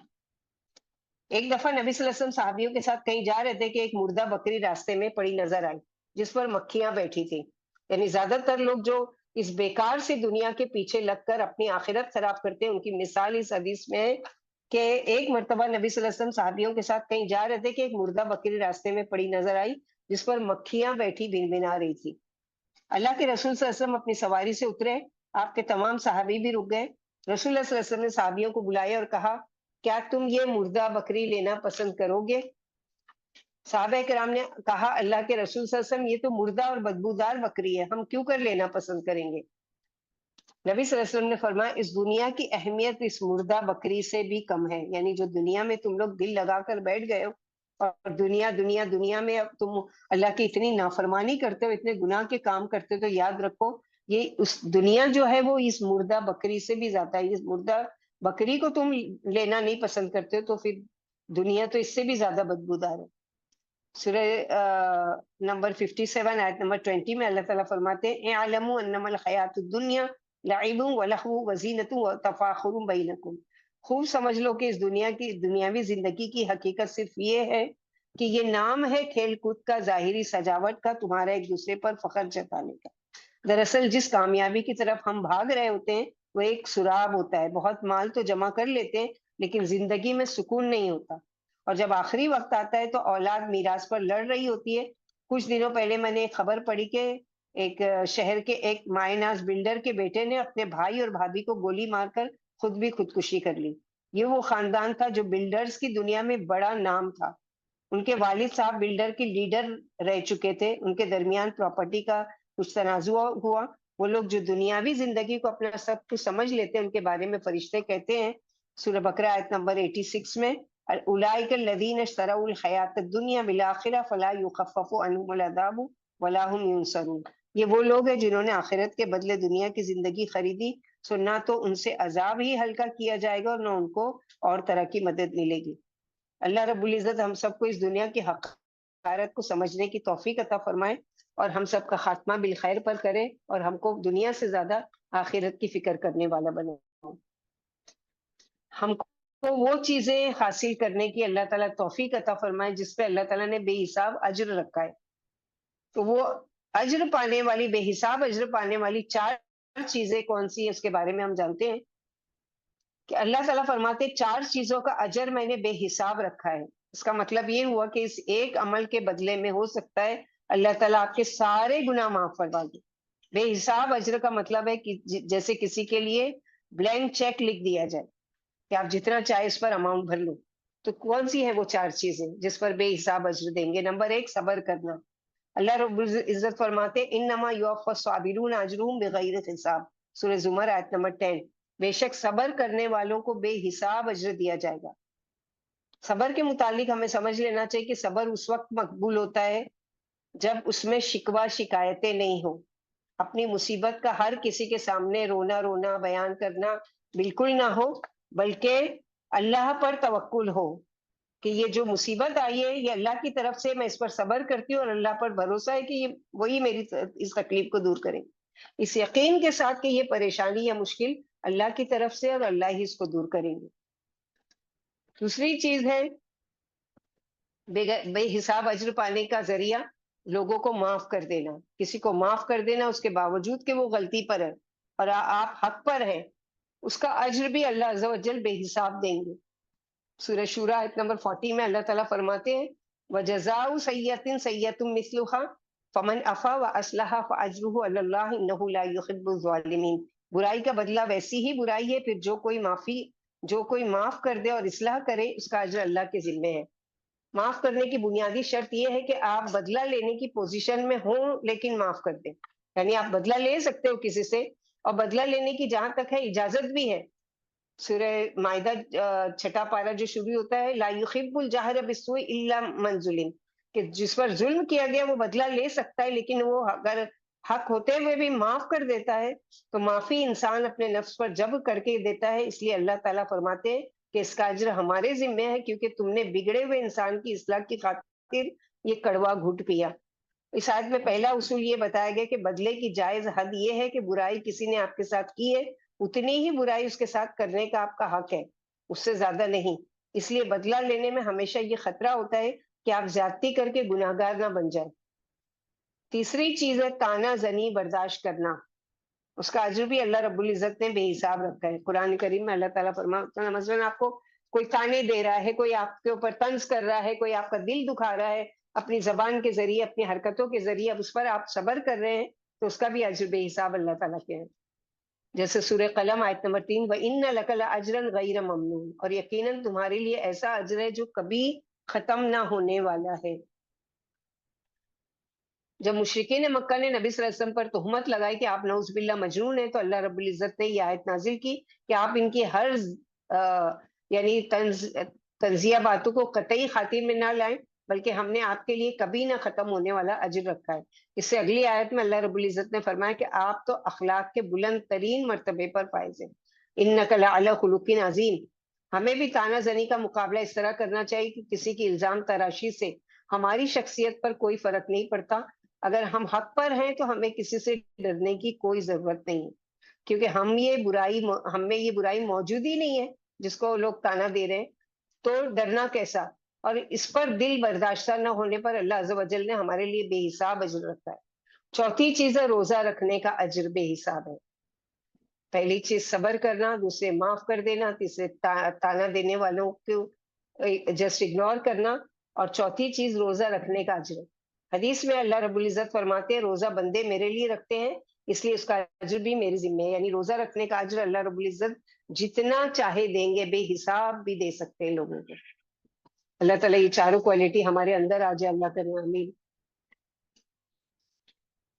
اور اللہ سبحانہ وتعالیٰ سے تعلق بڑھانے کا ذریعہ کیا ہے کہ اپنے اندر کچھ تخلیقی صلاحیت جو اللہ تعالیٰ نے رکھی ہے اس کو باہر نکالیں، اس کو اجاگر کریں، کریٹیوٹی جس کو کہتے ہیں۔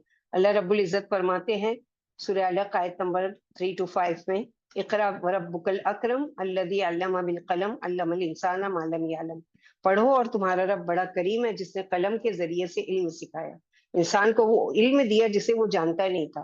یہ اللہ رب العزت کا انتہائی کرم ہے کہ اس نے انسان کو حقیر ترین حالت سے ابتدا کر کے صاحب علم بنایا، جو مخلوقات کی بلند ترین صفت ہے۔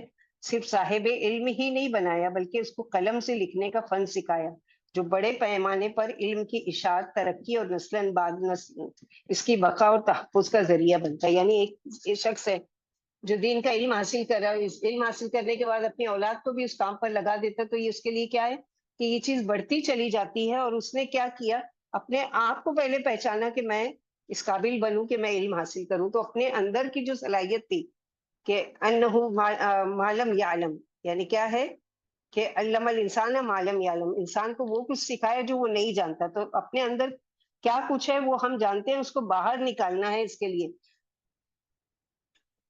جیسے یہ رائٹر لکھتے ہیں کہ میں کتاب پڑھنے والے ملکوں کی لسٹ دیکھ رہا تھا، اس میں انڈیا پہلے نمبر پر تھا، جہاں لوگ ہر ہفتے اوسطاً 10 گھنٹے پڑھتے ہیں۔ تھائی لینڈ 9 گھنٹے کے ساتھ دوسرے نمبر پر تھا، اور چائنا 8 گھنٹے کے ساتھ تیسرے نمبر پر۔ ان 30 ملکوں کی لسٹ میں یعنی جو یہ ہے، جبکہ اگر آپ یورپ اور امریکہ جائیں تو آپ وہاں کے مالز میں کئی بک شاپ مل جاتی ہے، بہت سے لوگ ٹرینوں اور بسوں میں سفر کرتے ہوئے بھی کتابیں پڑھتے نظر آئیں گے۔ اگر ہمیں اپنی نئی نسل کو ترقی کی طرف گامزن کرنا ہے تو انہیں کتابوں کی طرف لانا ہوگا اور انہیں کتاب پڑھنے کی عادت ڈلوانا ہوگی۔ کتب بینی اپنے آپ پر سرمایہ کاری ہے، یعنی اپنی ذات پر انویسٹمنٹ ہے، اور اپنی ذات پر انویسٹمنٹ سے اہم چیز کیا ہو سکتی ہے؟ کتابیں پڑھنا دماغی صحت کے لیے بہت ضروری ہے، یہ انسان کی تخلیقی صلاحیت، کریٹیوٹی کو بڑھاتا ہے۔ کتب بینی کو اپنا معمول بنائیں، سوشل میڈیا پر شیئر کی جانے والی کلپس کو ہی اپنے علم کا ذریعہ نہ سمجھے۔ یعنی آج کتاب سے لوگ کیوں دور ہو گئے کہ بولتے ساری چیز تو فون میں ہے، سب کچھ تو فون میں مل رہا ہے، لیکن وہ لذت دیکھو آپ کو نہیں ملے گی۔ اگر ایک کتاب کا شوقین ہے تو اس کو کبھی بھی اس میں مزہ نہیں آئے گا کہ وہ اس میں سے کچھ نکال کر پڑھے یا سنے یا وہ کرے، وہ جب تک کہ وہ ایک بک کی شکل میں۔ مثلا ہوتا ہے کبھی ہم سفر میں ہیں اور ہم کو قرآن پڑھنے کی ضرورت ہے تو نہیں ہے ساتھ میں مصحف، اب فون کھولتے ہیں اور اس میں سے ہم نکالتے ہیں قرآن اور پڑھتے ہیں، لیکن وہ مزہ نہیں آتا۔ جو مزہ یہ آتا ہے کہ جب ہم قرآن کو مصحف کی شکل میں اپنے ہاتھ میں لے کر پڑھتے ہیں، اس کی آیتوں میں غور فکر، وہ ایک لذت الگ ہوتی ہے۔ اس لذت سے لوگ آج محروم ہو گئے۔ یہ سوشل میڈیا اور یہ فون، جو اسمارٹ فون آ گئے ہیں، اس کی وجہ سے لوگ یہ ساری تہذیب سے ہی دور ہو گئے، اور زندگی کے ایک مشکل سے مشکل مرحلے پر شرح صدر کے ساتھ دعا کریں اللہ تعالیٰ، کھلے دل کے ساتھ۔ حضرت موسیٰ علیہ السلام کے ہاتھوں ایک مصری غلطی سے قتل ہو گیا، جس کی وجہ سے انہیں گرفتاری کا خطرہ تھا۔ وہ مصر سے بھاگ کر مدین میں پناہ گزین ہو گئے۔ مدین میں 10 سال کی جلا وطنی کی زندگی گزارنے کے بعد واپس آ رہے تھے، ان کی زوجہ بھی ساتھ تھی، یہ رات کا وقت اور سردی کا موسم تھا۔ حضرت موسیٰ علیہ السلام جزیرہ نما سینا کی جنوبی علاقے سے گزر رہے تھے۔ اپنے گھر والوں سے کہا ٹھہرو، میں نے ایک آگ دیکھی ہے، شاید کہ میں تمہارے لیے ایک آگ انگارہ لے آؤں اور آگ کی روشنی میں آگے راستے کی رہنمائی مل جائے۔ آگ کے پاس پہنچے تو آواز آئی، موسیٰ میں تیرا رب ہوں، جوتیاں اتار دے، تو مقدس وادی طوا میں ہے اور میں نے تجھے نبوت کے لیے چن لیا ہے۔ سورہ طٰہٰ میں اس کی ڈیٹیل ہے۔ پھر اللہ رب العزت اور حضرت موسیٰ علیہ السلام کے درمیان بات چیت ہوتی ہے، مکالمہ ہوتا ہے، کیونکہ کلیم اللہ کہا ہے اللہ تعالیٰ نے۔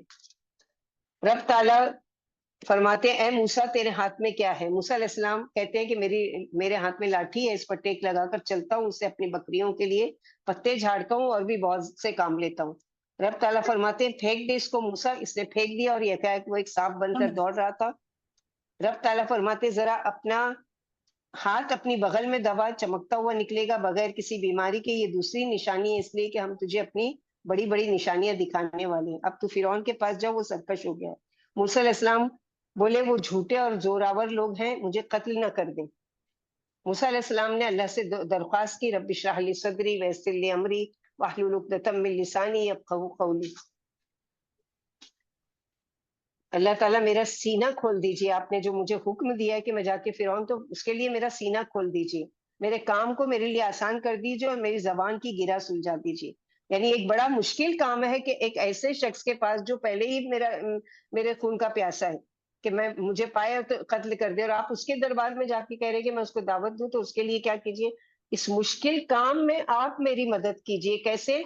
کہ اللہ تعالیٰ میرا سینہ کھول دیجیے اسلام کے لیے، کہ میں جا کر اس کو یہ دین کی دعوت پیش کر سکوں، اور اس طرح سے اس کو یہ یعنی اس کو، اور میری زبان کی گرہ بھی کھول دیجیے۔ دعا میں یہ پیغام ہے کہ اللہ رب العزت ہی ہے جو پہاڑ جیسے مشکل کام کو آسان بنا دیتے ہیں اور انسان کے سینے کو کھول دیتے ہیں اور حوصلہ بلند فرماتے ہیں۔ زندگی کے مشکل ترین لمحات میں حوصلے کی بلندی کے لیے اللہ سے شرح صدر کی ہمیشہ دعا مانگا کرے۔ نبی صلی اللہ علیہ وسلم کے لیے بھی نبوت کا بوجھ ہلکا کرنے کے بعد اللہ عز و جل نے فرمایا سورہ علم نشرہ میں، علم نشرح لک صدرک، کیا ہم نے آپ کا سینہ نہیں کھول دیا تھا؟ یعنی ان لوگوں کی باتوں کی وجہ سے اور مشکلات کی وجہ سے آپ کے سینے تنگ ہو رہے تھے، تو کیا ہم نے آپ کا سینہ نہیں کھول دیا؟ تو اللہ سبحانہ و تعالیٰ نے یہاں پر یہی کہا، رسول اللہ صلی اللہ علیہ وسلم کو ابتدا مکی دور میں دعوت اسلامی کے کام میں شدید مخالفت کا سامنا تھا۔ ان حالات میں اللہ رب العزت نے آپ کو تسلی دیتے ہوئے فرمایا کہ اے نبی صلی اللہ علیہ وسلم، کیا ہم نے یہ عنایت تم پر نہیں کی کہ تمہارا حوصلہ بلند کیا اور نبوت کی عظیم ذمہ داریاں سنبھالنے کے لیے ہمت پیدا کی؟ اور کچھ ایسے سوالات ہیں قیامت کے دن جو ہم سے ہیں۔ دنیا وہ جگہ ہے جہاں ہمیں آخرت میں کامیابی کے لیے تیاری کرنی چاہیے، جیسے سورہ ملک آیت نمبر 12 میں اللہ تعالیٰ نے فرمایا الذی خلق الموت، آیت نمبر 2 میں الذی خلق الموت والحیات لیبلوکم ایکم احسن عملا، ہم نے موت اور زندگی تخلیق کی تاکہ تم لوگوں کو آزما کر دیکھیں کہ تم میں سے کون بہتر عمل کرنے والا ہے۔ ہم اس دنیا میں ایسے سوالوں میں الجھ جاتے ہیں جو ہم سے آخرت میں نہیں پوچھے جائیں گے، جبکہ وہ سوالات جو پوچھے جائیں گے ان کی تیاری نہیں کرتے، یعنی فضول باتوں میں لگے ہوئے، اور اصل چیز ہمارے لیے کیا ہے کہ ہم کو کیا کرنا چاہیے اس کو ہم بھولے ہوئے ہیں۔ تو اصل چیز کیا ہے؟ مثلاً مثال کے طور پر یہ واقعہ بیان کرتے کہ ایک دفعہ میرا ڈرائیور مجھ سے پوچھنے لگا سر بہت سے لوگ رفع یدین نہیں کرتے، نماز میں جو ہاتھ اٹھانا ہے اور ہاتھ نیچے کرنا ہے وہ نہیں کرتے، جبکہ یہ صحیح حدیث سے ثابت ہے، ایسے لوگ تو حدیث کے منکر ہیں۔ پھر محرم میں ایک دن یہ سوال لے کر آ گیا کہ سر واقعہ کربلا میں قصوروار پارٹی کون سی تھی؟ میں تو سمجھتا ہوں، یعنی اپنی نالج بتانے لگا، میں نے کہا کہ جاؤ، اللہ رب العزت ہمیں اس کے بارے میں نہیں پوچھیں گے، ہم نے دوسروں کو رفع یدین پر مجبور کیا کیوں نہیں کیا، یا کربلا میں قصوروار کون تھا، یہ ہماری ذمہ داری نہیں ہے۔ مثلاً کسی عالم سے کسی نے پوچھا اللہ کے نبی صلی اللہ علیہ وسلم جو وہ براق پر گئے تھے تو وہ براق میل تھا کہ فیمیل تھی، تو اس سے کیا فرق پڑتا ہے؟ اللہ کے نبی صلی اللہ علیہ وسلم نے اگر بتانا ہوتا تو وہ یہ بھی بتا دیتے، لیکن اگر جو نہیں بتایا تو اس میں ہمارا کیا، اس سے اگر ہم کو مل بھی جائے نالج تو ہمارا کیا وہ ہے؟ تو ہم فضول چیزیں یعنی اسلام کو بھی بدنام کرنے، بعض دفعہ مشکوک کرنے کے لیے، بعض دفعہ اس میں شک و شبہات ڈالنے کے لیے فضول قسم کے سوالات کرتے رہتے ہیں۔ ہماری ذمہ داری یہ کہ کیا ہم نے اپنے گھر والوں کی صحیح تربیت کر لی جو ہمارا کرنے کا کام تھا، دین کی ہم نے سمجھ دے دی ان کو، اس کے بارے میں اللہ تعالیٰ ہم سے سوال کریں گے. اگر ہم نے اپنے بچوں پر محنت نہیں کی تو یہ ہم سے سوال کیا جائے گا کہ کلکم مسئول اور کلکم مسئول عن رعیتہ، تم میں سے ہر ایک نگہبان ہے اور ہر ایک نگہبان سے اس کی ذمہ داری کے بارے میں پوچھا جائے گا. اسی طرح بہت سے ایسے ایشوز ہیں جن پر ہم اپنا قیمتی وقت ضائع کرتے ہیں، یعنی دیکھتے رہتے ہیں حکومت کس کی گری کس کی اٹھی، کہاں کرنسی ڈاؤن ہوئی، سونے کا بھاؤ بڑھا اور یہ کیا. روز سونا خریدنے جا رہے ہیں یا کیا کرنے جا رہے ہیں؟ کیا جنگ عظیم چھڑنے والی ہے؟ وہ کون سا مسلک صحیح ہے، دیوبندی صحیح ہے یا بریلوی صحیح ہے یا اہل حدیث صحیح ہے؟ یہ عام آدمی کے سوچنے کی باتیں نہیں. ہمارا وقت بہت قیمتی ہے اور تیزی سے گزر رہا ہے. ہمیں ان سوالات پر توجہ دینی چاہیے جس کے بارے میں قبر میں اور روز محشر سوالات پوچھے جائیں گے. اس کے بارے میں تو ہم کو پتہ ہی نہیں ہے کہ کیا کیا پوچھے جائیں گے. قبر میں منکر نکیر جو 3 سوال پوچھیں گے، کیا ہم ان کے جواب دے سکیں گے؟ اللہ نے ہمیں جو بھی نعمتیں عطا کی ہیں، وقت، صحت، مال، اولاد، ان سب کے بارے میں سوال کیا جائے گا. کیا ہم ان سوالات کے لیے تیار ہیں؟ سورہ تکاثر آیت نمبر 8 میں اللہ تعالیٰ فرماتے ہیں ثم لتسألن یومئذ عن النعیم، پھر ضرور اس روز تم سے ان نعمتوں کے بارے میں جواب طلبی کی جائے گی. نبی صلی اللہ علیہ وسلم فرماتے ہیں اولاد آدم سے 5 سوالات پوچھے بغیر حساب کتاب مکمل نہیں ہوگا. سب سے پہلا یہ کہ تم نے زندگی کیسی گزاری. سوچ لیں ہماری زندگی اب تک کی کیسی گزری. جوانی جو ملی تھی قوت اور صلاحیت کا اور بہت زیادہ اس وقت کو زیادہ فائدہ مند استعمال کرنے کا جو ٹائم تھا جوانی کا، اس کو ہم نے کہاں گزارا؟ کیا اللہ کی فرما برداری میں یا اللہ کی نافرمانی میں؟ اسی طرح مال و دولت کہاں سے کمایا، حلال طریقے سے یا حرام طریقے سے؟ اس کے بارے میں سوال ہوگا. مال کو خرچ کیسے کیا، عیش و عشرت پر یا اللہ کے بتائے ہوئے راستے پر؟ علم کا استعمال کس طرح کیا اور جتنا علم حاصل کیا اس پر عمل کتنا کیا؟ ہم کیا کرتے ہیں ٹی وی شوز پر وقت ضائع کرنے کی بجائے ان سوالات کی طرف توجہ دے جو ہم سے پوچھے جائیں گے. اللہ رب العزت ہم پر اپنا کرم کرے. اللہم حسبنا حسابا یسیرا یا رب. اسی طرح بہترین فیصلہ، بچوں کی نفسیات کو سمجھنے کے لیے ایک مشہور ٹیسٹ کیا جاتا ہے جسے مارش میلو کا ٹیسٹ بھی کہا جاتا ہے.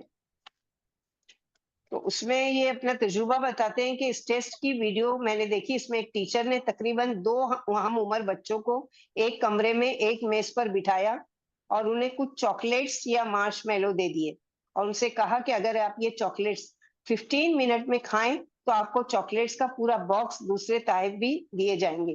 اگر آپ نے یہ چاکلیٹس وقت سے پہلے ہی کھول کر کھا لیے تو آپ کو کوئی گفٹ نہیں ملے گا.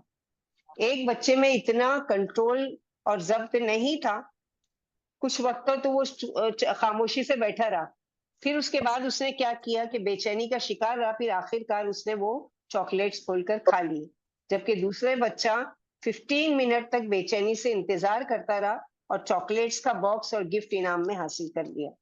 بتانے کا مقصد کیا ہے؟ اس تجربے سے یہ نتیجہ نکلا کہ وہ بچہ جس نے اپنے اوپر سیلف کنٹرول رکھا اور 15 منٹ تک ضبط کیا، وہ اپنی زندگی میں زیادہ سکسیس ہوا. یہ ان کا تجربہ ہے ٹیچر کا. وہ دور اندیش کس کا مائک انمیوٹ ہے؟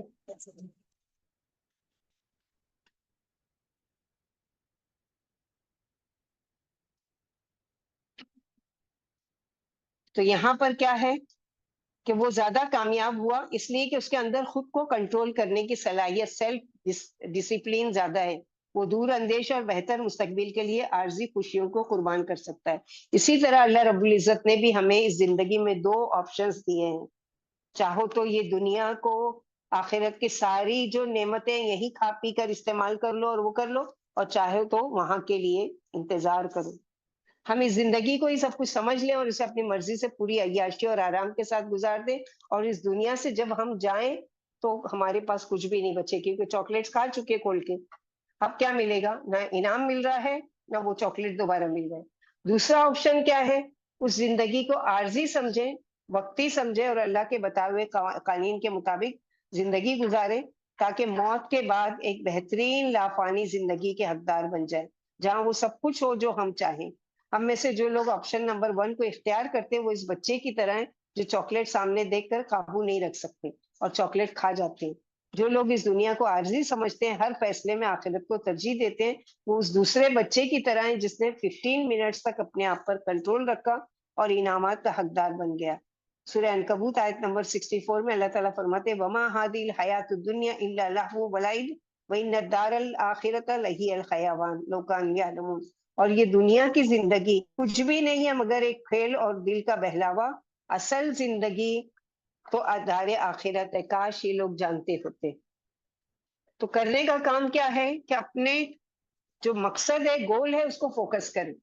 وہی لوگ کامیاب ہوتے ہیں جو اپنے گولز پر بہت اچھی طرح فوکس رکھتے ہیں۔ ہماری زندگی میں 2 طرح کے گولز ہونے چاہیے، ایک شارٹ ٹرم جو اس دنیا سے تعلق رکھتے ہیں، مثلا اچھی کوالیفیکیشن حاصل کرنا، اچھی جاب حاصل کرنا، اچھا کریئر بنانا، معاشرے میں اچھی حیثیت بنانا وغیرہ۔ جب ہمارا لانگ ٹرم گول جو ہے آخرت کی کامیابی ہونا چاہیے، یعنی اللہ کو راضی رکھتے ہوئے اپنی زندگی گزارے، قیامت والے دن ہمارا نام اعمال دائیں ہاتھ میں ملے اور فرشتے ہمیں جنت کا راستہ دکھائیں انشاءاللہ۔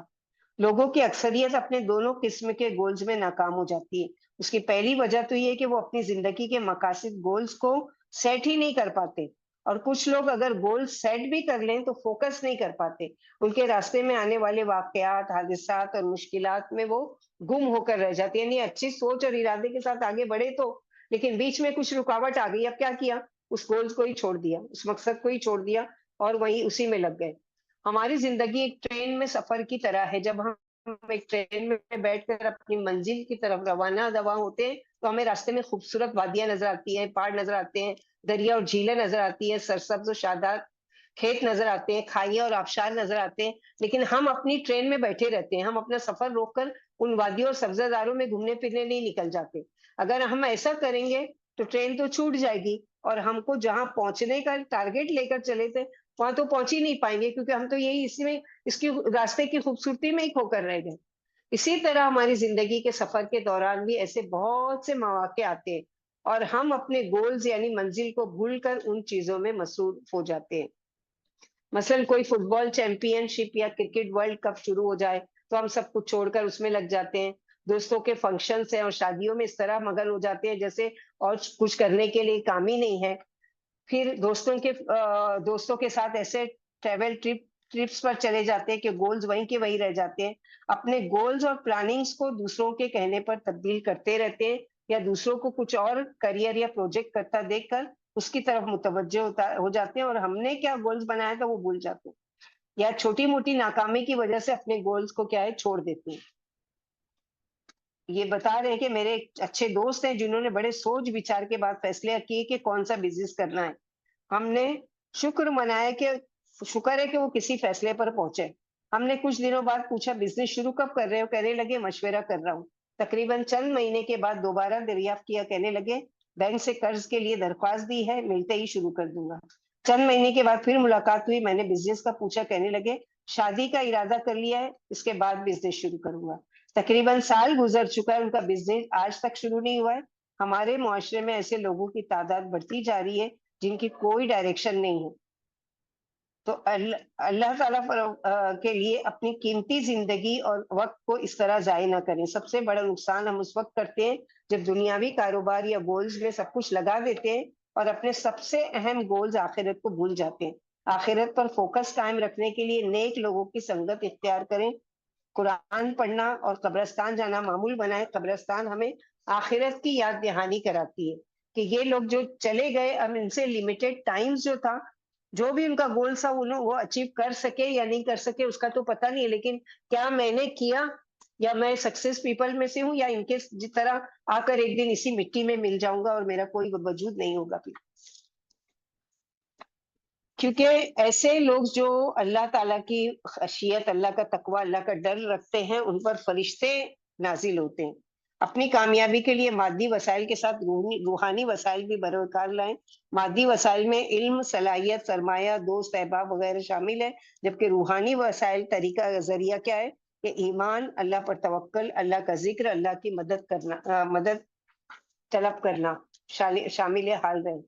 جیسے سورہ سجدہ آیت نمبر 30 میں اللہ تعالیٰ فرماتے ان الذین قالوا ربنا اللہ ثم سورہ حامیم سجدہ ان الذین قالوا ربنا اللہ ثم استقاموا تتنزل علیہم الملائکۃ الا تخافوا ولا تحزنوا وابشروا بالجنۃ التی کنتم توعدون، جن لوگوں نے کہا کہ اللہ ہمارا رب ہے اور پھر وہ اس پر ثابت قدم رہے، یقیناً ان پر فرشتے نازل ہوتے ہیں، ان سے کہتے ہیں کہ نہ ڈرو نہ غم کرو، خوش ہو جاؤ اس جنت کی بشارت ہے جس کا تم سے وعدہ کیا گیا۔ اللہ کے ان فرشتوں کی مدد اس وقت حاصل ہوتی ہے جب ہمارا ایمان مضبوط ہوتا ہے۔ ایمان مضبوط ہونے کی نشانی یہ ہے کہ ہم جھوٹ نہیں بولتے، دھوکہ نہیں دیتے، کسی کو نقصان نہیں پہنچاتے، دوسروں کی مدد کے لیے ہمیشہ تیار رہتے ہیں، اپنے دلوں کو حسد سے پاک رکھتے ہیں اور اللہ کی یاد سے غافل نہیں ہوتے۔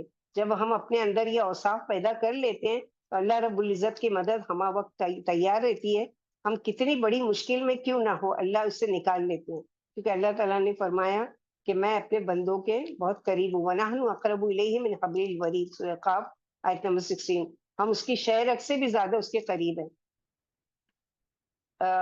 یہ اپنا تجربہ بتا رہے ہیں رائٹر، کسی اہم میٹنگ میں ہوں، کسی امتحان کے کمرے میں ہوں، کوئی خطرناک ایمرجنسی آ گئی ہو، حالات قابو سے باہر ہو رہے ہوں، اللہ سے مدد ضرور طلب کریں، ہمارے ارد گرد اللہ کے فرشتے موجود ہوتے ہیں جو ہمیں حادثات اور مشکلات سے بچا لیتے ہیں۔ سورہ رعد آیت نمبر 11 میں لہو معقبات من بین یدیہ ومن خلفہ یحفظونہ من امر اللہ، اس کے آگے اور پیچھے اللہ کے چوکیدار ہے جو اللہ کے حکم سے اس کی حفاظت کرتے ہیں، یعنی فرشتے۔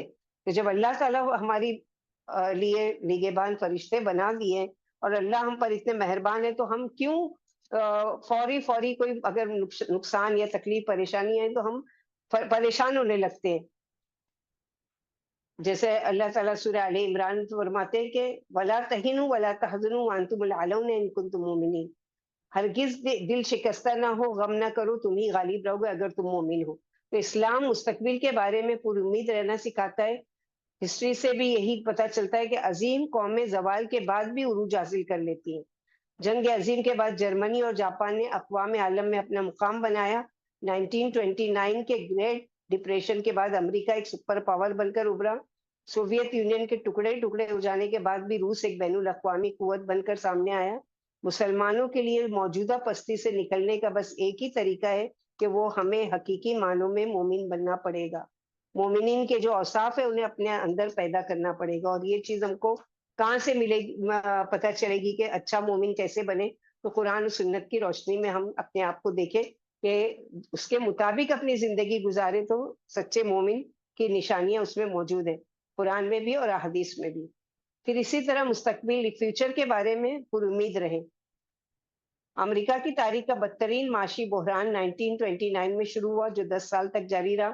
امریکہ کے 9,000 بینکوں کا دیوالیہ ہو گیا، بے روزگاری کی شرح 25% تک پہنچ گئی، لوگوں نے معاشی بحران کے خوف کی وجہ سے خریداری بند کر دی، جس کی وجہ سے فیکٹریوں کی پیداوار کم ہو گئی اور فیکٹریوں نے ملازمین کو نکالنا شروع کر دیا۔ بے روزگاری کی وجہ سے لوگوں نے اقساط پر لی گئی، جو اس پر لیتے ہیں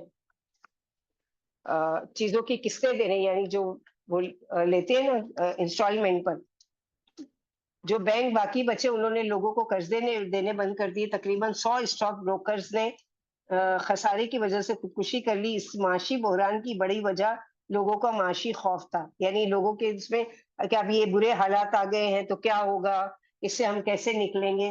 آج بھی اسٹاک مارکیٹ کے کریشز کی بڑی وجہ معاشی خوف ہوتے ہیں، اور حالانکہ اللہ تعالیٰ نے ہمارے ملکوں کو بے انتہا زرعی، صنعتی اور افرادی وسائل نوازے ہیں۔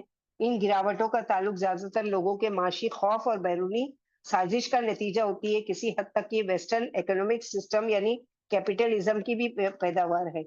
تو اس کی وجہ سے تو اصل چیز کیا ہے کہ لوگ جو ایک مومن ہے وہ تکلیف اور پریشانی دنیاوی آئے یا اخروی، اس پر کیا ہوتا ہے، وہ فوراً اپنے آپ کو الرٹ کرتا ہے اور اس کے بارے میں سوچتا ہے، یہ نہیں کہ اب آگے کیا ہوگا۔ بہت سے لوگوں کو دیکھیں ابھی جو چیز آئی نہیں اس کے بارے میں، اگر ایسا ہو گیا تو کیا ہوگا، پھر ہم کہاں سے کھائیں گے، پھر ہمارا کیا بنے گا، نہیں، جو ابھی ہے اس کو کیسے بہتر بنائیں وہ سوچنے کی کوشش کرنا چاہیے۔ ہمیں مستقبل کے بارے میں زیادہ اندازے نہیں لگانے چاہیے۔ جو معاشی پریشانی ابھی واقع نہیں ہوئی اس کے بارے میں پریشان نہیں ہونا چاہیے۔ جو ابھی بیماری آئی بھی نہیں ہے اس کے بارے میں سوچنا نہیں چاہیے۔ وہ مصیبت جو ابھی آئی نہیں ہے اس کے بارے میں تشویش نہیں کرنا چاہیے۔ بہت سے لوگ मुस्तकबिल को तारीकी, भूख, प्यास, बीमारियों और मुसीबतों से भरा हुआ समझते हैं। हम मगरिबी माशी निज़ाम की बीमारियों से बच सकते हैं, बशर्त ये कि हम सूदी कारोबार, सट्टाबाजी, ज़ख़ीरा अंदाज़ी और धोखाधड़ी से दूर रहें। तो ये सारी चीज़ें क्या है, जैसे कि हदीस में आता है कि इंसान के झूठा होने के लिए उतना ही काफ़ी है कि वो हर सुनी-सुनाई बात को बगैर तस्दीक किए आगे बयान कर दे। जैसे कुरान में सूरह आले इमरान 139 वला तहीनु वला तहज़नु व अंतुम अल आलौना इन कुंतुम मुमिनीन। दिल छोटा मत करो, गम ना करो, तुम ही गालिब रहोगे अगर तुम मोमिन हो। और मोमिनों पर तो अल्लाह ताला की बहुत बड़ी नजर इनायत है कि मोमिनों के साथ अल्लाह ताला है। इन्नल्लाह माअल मुत्तकीन, इन्नल्लाह माअल मुमिनीन, इन्नल्लाह मिनल मुकर्रिबीन। अल्लाह ताला का तो वादा है, इन्नल्लाह माअल मुफलिहून।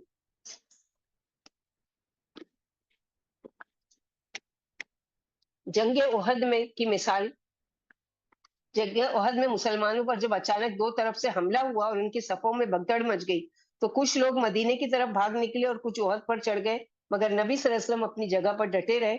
सिर्फ 10 या 12 जानिसार साहबियों की जमात आपके गिर्द हिसार बनाए बड़ी बहादुरी से लड़ाई जारी रखे हुई थी।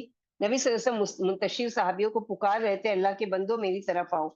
इसी असना में नबी सल्लल्लाहु अलैहि वसल्लम की शहादत की अफवाह फैल गई। मैदान जंग में मुंतशिर साहबा हिम्मत हार बैठे। इस मौके पर मुनाफिकीन ने जो मुसलमानों में शामिल थे कहना शुरू किया कि चलो अब्दुल्ला बिन उबई जो मुनाफिकीन का सरदार है उसके पास चलते हैं, ताकि वो हमारे लिए अबू सुफियान से अमान तलब करे। यानी ये वो लम्हा था जब मुसलमान शिकस्त के दहाने पर पहुंच गए थे, और उस शिकस्त का मतलब था मुसलमान सफाई हस्ती से मिट जाते। लेकिन इस बदतरीन सूरत हाल में भी अल्लाह रब्बुल इज्जत ने मुसलमानों का साथ नहीं छोड़ा और उन्हें मौत के चुंगल से निकाला। अल्लाह रब्बुल इज्जत ने वही नाजिल फरमाकर मुसलमानों को याद दिलाया कि याद करो जब तुम भागे चले जा रहे थे, किसी की तरफ पलट कर देखने की तक का तुम्हें होश नहीं था, और रसूल तुम्हारे पीछे तुम्हें पुकार रहे थे सल्लल्लाहु अलैहि वसल्लम। आले इमरान आयत नंबर 153। अगर हम मोमिन हैं, हलाल खाते हैं, लोगों को धोखा नहीं देते हैं, ज़कात सही अदा करते हैं, तो हमें दुनिया की किसी मुसीबत, किसी परेशानी, किसी खौफ से डरने की जरूरत नहीं है। चाहे वो मुल्क के अंदर के चोर और डाकुओं या काफिरों और मुशरिकीन की जमात हो, मोमिनों पर अल्लाह की नजर इनायत पहले रही है और आज भी है। ये तो हम हैं जो अपने अहदो पैमान से फिर गए। अल्लाह अज़्ज़ व जल ने तो वादा किया है, वल्लाहु ज़ु फ़ज़लिन अलल मुमिनीन, मोमिनों पर तो अल्लाह की बड़ी नजर इनायत रहती है। आप अपनी जिंदगी में किसी परेशानी से दो चार हैं या अपने कारोबार या दफ्तर में किसी मुश्किल का शिकार हैं, अगर आप मोमिन हैं तो हक पर हैं, झूठ का सहारा नहीं लेते, तो यकीन रखें कि जीत आप ही की होगी। इसी तरह फैसला करने की सलाहियत कामयाबी की निशानी है। एक मशहूर मुसन्निफ नेपोलियन हिल का कहना है कि उसने तकरीबन 25,000 नाकाम लोगों का तजुर्बा किया और इस तज्जिए से ये नतीजा अखज़ किया कि इन तमाम लोगों की नाकामी की सबसे बड़ी वजह उनकी फैसला ना करने की आदत थी। यानी सही फैसला नहीं कर पाते थे, इसलिए वो नाकाम हो जाते थे। आज हम जिस मकाम पर मौजूद है, माजी में किए गए अपने फैसलों की वजह से ही है। कल जहां पर होंगे वो आज किए गए फैसलों की बुनियाद पर ही होंगे। जो लोग फैसले नहीं कर पाते और हालात के साथ बहते चले जाते हैं, ऐसे लोगों की अपनी कोई मंजिल नहीं होती। इसकी मिसाल बिल्कुल ऐसी ही है जैसे एक तिनका पानी के बहाव की वजह से बहता चला जा रहा, उसकी कोई मंजिल नहीं होती। ये पानी के बहाव पर डिपेंड होता है, जहां उसको पानी बहा कर ले जाएगा वहां पर वो चला जाएगा। उसके बरक्स एक मजबूत दरख्त जो होता है वो अपनी जगह पर टिका रहता है, उसे पानी के बहाव से कोई असर नहीं पड़ता। ये ऐसे शख्स की तरह है जो वक्त पर फैसले करते हैं और फिर अपने फैसलों पर मजबूती से अमल करते हैं। अल्लाह रब्बुल इज्जत सूरह बरात आयत नंबर 11 में फरमाते हैं, इन्नल्लाह ला युगय्यिरु मा बिकौमिन हत्ता युगय्यिरु मा बिअनफुसिहिम। अल्लाह उस नेमत को जो किसी को कौम को हासिल है नहीं बदलते जब तक कि वो अपनी हालत को ना बदले। तो अगर हालात को बदलना है तो अपने आप को बदलना पड़ेगा, अपने अंदर खामियां ढूंढनी पड़ेगी, उसकी इस्लाह करनी पड़ेगी। फिर उसके बाद हम चाहे कि फिर हम कामयाब हो तो अल्लाह ताला कामयाबी के रास्ते भी दिखाएंगे।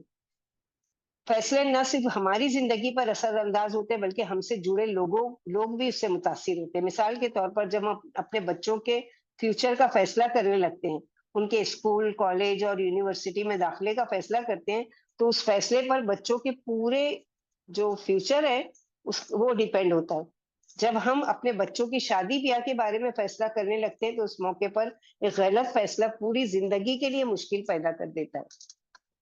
जिस جیسے کہ مثال کے طور پر رسول اللہ صلی اللہ علیہ وسلم کا ایک فیصلہ بظاہر لوگوں کے سامنے کیا لگ رہا تھا وہ کہ بہت مشکل ہے یہ یا بہت غلط فیصلہ ہے، لیکن دراصل وہ صحیح فیصلہ تھا۔ لیڈر وہ ہوتا ہے جو اپنی زندگی میں بڑے فیصلے کرنے کی صلاحیت رکھتا ہو۔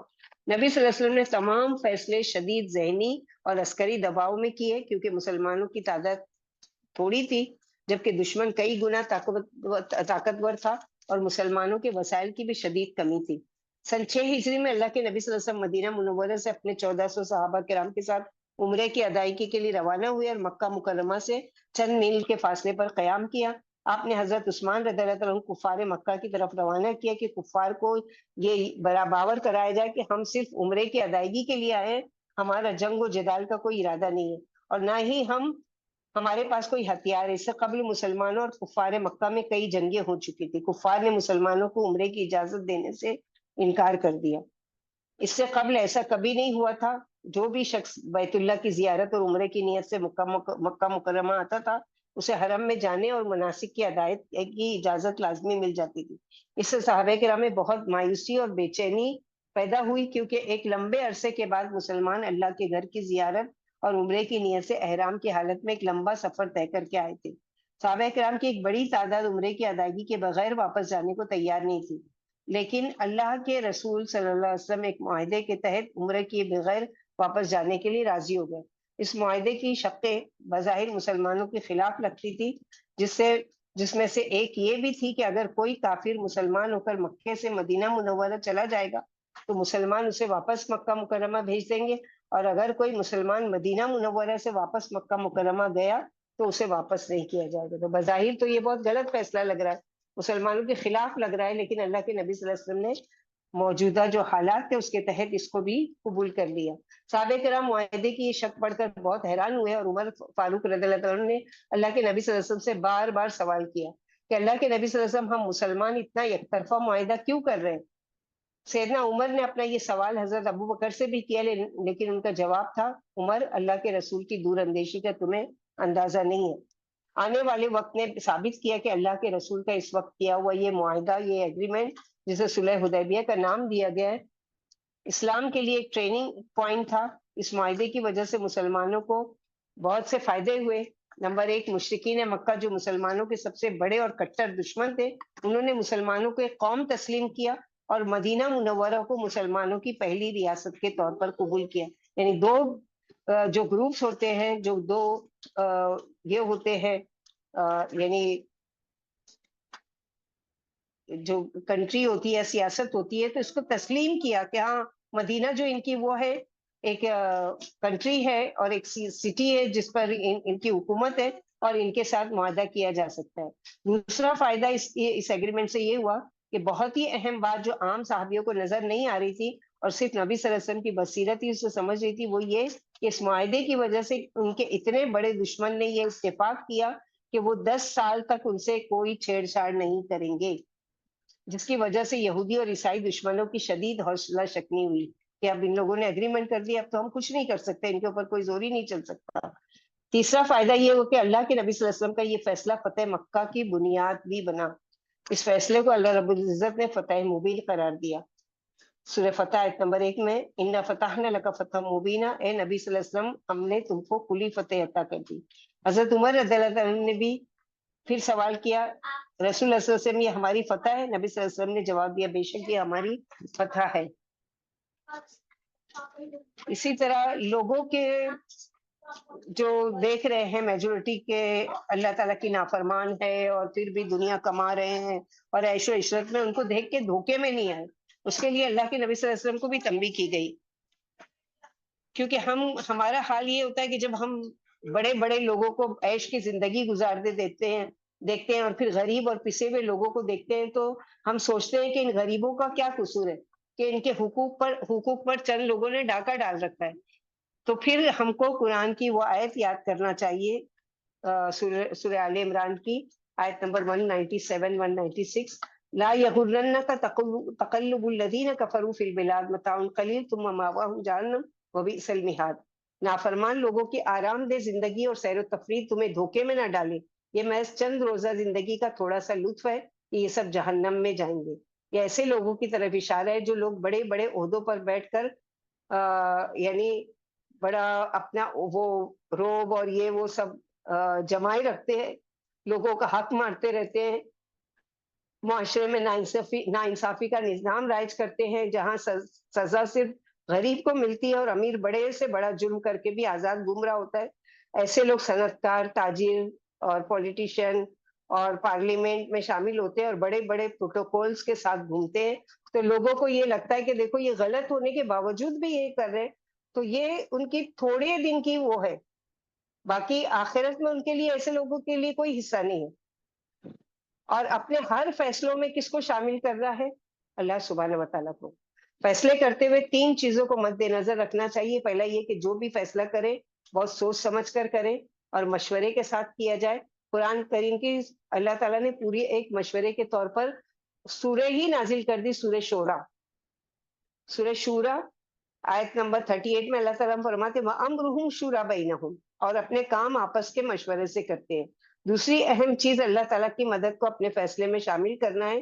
مومن کا یہ ایمان ہے کہ اس کا کوئی بھی فیصلہ اللہ کی رضا کے بغیر نہیں ہے۔ استخارہ ایک مصنون طریقہ ہے، اس کے ذریعے اللہ رب العزت کو اپنے فیصلے میں شامل کرے اور اس کی خیر طلب کرے۔ تیسری اہم بات یہ ہے کہ جب بھی کوئی فیصلہ کرے تو اس پر ثابت قدم رہے اور اس فیصلے پر عمل درآمد کرے۔ فیصلہ کرنے کے بعد دوبارہ نہ سوچے کہ اس کا انجام اچھا ہوگا یا برا۔ اسی طرح کرنے سے آپ الجھن کا شکار رہیں گے۔ فیصلے کے نتائج کو خوشدلی سے قبول کریں اور اللہ تعالیٰ پر توکل کریں۔ ہو سکتا ہے کہ اللہ تعالیٰ نے اس فیصلے میں کوئی مصلحت رکھی ہو۔ سورہ شعراء میں اللہ تعالیٰ فرماتے ہیں آیت نمبر 217 وتوکل علی العزیز الرحیم، اور اللہ غالب اور مہربان پر بھروسہ رکھو۔ تو استخارہ کرنا اپنا معمول بنائیں، اور دعا اس میں سکھائی گئی ہے کہ دعا کریں اللہ تعالیٰ سے کہ اللہم انی استخیرک بعلمک، سب سے پہلا اور سب سے بڑا فیصلہ جو ہے وہ کیا ہے؟ اللہ تعالیٰ سے کروائیں اس معاملے میں۔ پھر لوگوں سے بھی مشورہ کریں کہ میں یہ کام کرنے کا ارادہ کرتی ہوں، آپ کے تجربے کے مطابق اس میں کیا چیز صحیح ہے کیا غلط ہے، میری رہنمائی کیجیے۔ کیونکہ فیصلے ہمارے اکثر ناکام کیوں ہوتے ہیں، کیوں ہم فیل ہو جاتے ہیں فیصلہ کرنے میں؟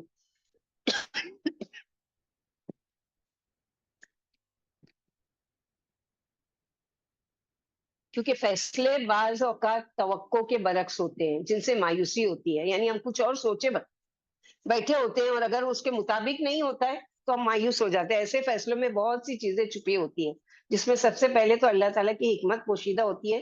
بظاہر فیصلے کا نتیجہ الٹا ہو جاتا ہے لیکن آگے چل کر اس کے اثرات نظر آنے لگتے ہیں۔ غلط فیصلوں کی دوسری وجوہات بھی ہو سکتی ہے۔ بعض اوقات ہم لالچ میں آ کر فیصلے کرتے ہیں، مثلا لوگ لالچ میں آ کر کسی مہنگے علاقے میں سستے داموں پراپرٹی خرید لیتے ہیں، یہ نہیں سوچتے کہ آخر قیمت کم کیوں ہے، لیکن بعد میں پتہ چلتا ہے کہ اس پراپرٹی کے کاغذات میں کوئی گھپلا ہے یا پراپرٹی کسی کا جھگڑا ہے۔ یوں ہم اپنی جمع پونجی سے ہاتھ دھو بیٹھتے ہیں۔ اپنے فیصلوں میں نیک نیتی کو شامل رکھیں۔ ہم زندگی کے بڑے فیصلے بدنیتی میں کرتے ہیں اور بہت سے حقائق کو چھپاتے ہیں۔ بچوں کے رشتے کرتے ہوئے بہت سی چیزوں کو چھپایا جاتا ہے۔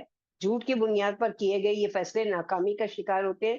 ہم لوگ نوکری کی تلاش کے دوران اپنی جعلی ڈگریوں کا سہارا لیتے ہیں، اپنی سی وی میں وہ چیزیں بھی شامل کر دیتے جو ہم نے کبھی نہیں کی ہوتی ہیں۔ ایسا کرنے سے وقتی طور پر جاب تو مل جاتی ہے مگر جلد ہی نااہلی سامنے آتی ہے۔ ہمیں اللہ پر بھروسہ کرنا چاہیے، جھوٹ پر نہیں۔ اگر ہم سچ بولیں گے تو اللہ تعالیٰ ہمارے اندر جو کمی ہے اس کو بھی پورا کر دیں گے، اور وہ جاب ہماری تقدیر میں ہے تو اس کو دلوا بھی دیں گے۔ جذباتی حالت میں یعنی خوشی اور غصے کی حالت میں کیا گیا فیصلہ غلط بھی ہو سکتا ہے۔ غصے کی حالت میں انسان کا دماغ اپنے کنٹرول میں نہیں ہوتا، بلکہ شیطان آپ کے دماغ پر قبضہ جمائے بیٹھا ہوتا ہے، وہ آپ سے غلط فیصلہ کرواتا ہے۔ اکثر اوقات گھریلو جھگڑوں کے درمیان کیے گئے فیصلوں میں ناانصافی اور زیادتی کا عنصر شامل ہوتا ہے۔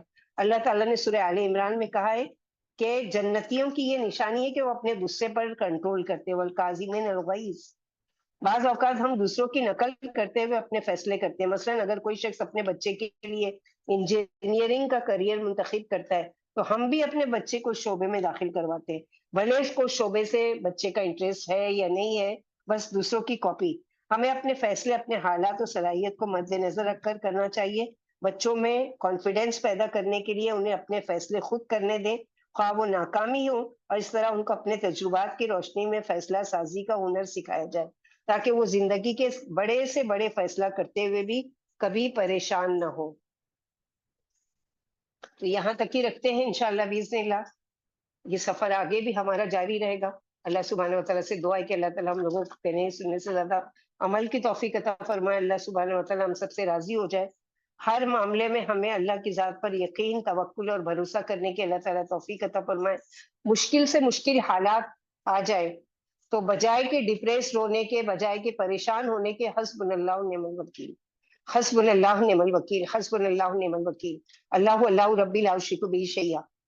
یہ ساری چیزیں کنیکشن ڈائریکٹ اللہ تعالیٰ سے، نماز کی حالت میں، ذکر کی حالت میں، دعا کی حالت میں، قرآن کی تلاوت کی حالت میں، صدقات کی حالت میں، جس طریقے سے بھی ہو، ایسے ڈپریشن کی حالت میں فوراً ہمارا خیال جو آنا چاہیے وہ کیا ہے کہ کچھ مشکل آئی ہے، چلو میں جلدی سے صدقہ کر دوں. کچھ مشکل آئی ہے، چلو میں اللہ کا ذکر کرنا شروع کروں. کچھ مشکل آ گئی ہے، چلو اللہ سے کنیکٹ ہو جاتی ہوں، میں دعا مانگنا شروع کر دوں وہیں کے وہیں. کیونکہ دعا ایک ایسی عبادت ہے جس کے لیے آپ کی شرط نہیں ہے کہ آپ ناپاک ہو کہ پاک ہو، آپ باوضو ہو کہ بے وضو ہو، آپ جا نماز پر ہو یا کہیں بھی ہو، نہیں کسی بھی حالت میں آپ اللہ تعالیٰ کو پکار سکتے ہیں. تو مشکل وقت میں فوراً کی فوراً ہمارا کیا حال ہوتا ہے، فون پر کوئی خبر سن لیے، کسی سے کوئی بات سن لی، اب وہاں بالکل وہ ہو کے بیٹھ جاتے، نہ زبان سے اللہ کا ذکر، نہ اللہ سے کنیکشن، نہ اللہ سے دعا، نہ کوئی صحیح سوچ کہ اب میں کیا کروں، ایسے حالات میں کیا فیصلہ کروں، کچھ نہیں. اور وہ کر کے اور ہمیشہ پھر اسی میں پریشانی میں رہتے ہیں. لیکن اگر ہم وہ فوض امری اللہ، اللہ کے سپرد اپنا معاملہ کرتے ہیں، اللہ سے دعائیں مانگنا شروع کرتے ہیں، اللہ تعالیٰ ایسے راستے کھولتے ہیں جیسے کہ اصحاب کہف کے لیے کھولا. تو لوگوں نے کیا دعا مانگی تھی، ربنا آتنا من لدنک رحمتا وہیئ لنا من امرنا رشدا.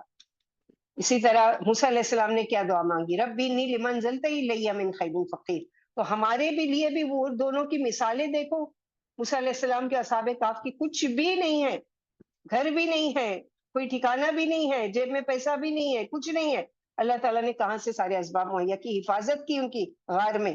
تو اللہ تعالیٰ ہماری حفاظت نہیں کریں گے؟ مومن ان کے ساتھ تو اللہ تعالیٰ کا وعدہ ہے. ہمارا پہلے اللہ ایمان کی جانچ کریں گے کہ ہمارا ایمان واقعی ہم زبانی خالی مسلمان ہیں یا واقعی ہمارا کنیکشن اللہ تعالیٰ کے ساتھ ہے. تو جیسا ہمارا کنیکشن اللہ کے ساتھ ہوگا ویسے ہی وہ زیادہ ہوگی. جیسے ہوتا ہے نا، ایک کوئی بڑا آدمی ہے، مثلاً کوئی آفیسر ہے یا کچھ ہے، اس کا قریبی سیکریٹری جو پرسنل سیکریٹری ہوگا، اس کی سب سے زیادہ اس کی وہ قریب ہے اور وہ اس کو اس تک بات پہنچا سکتا ہے.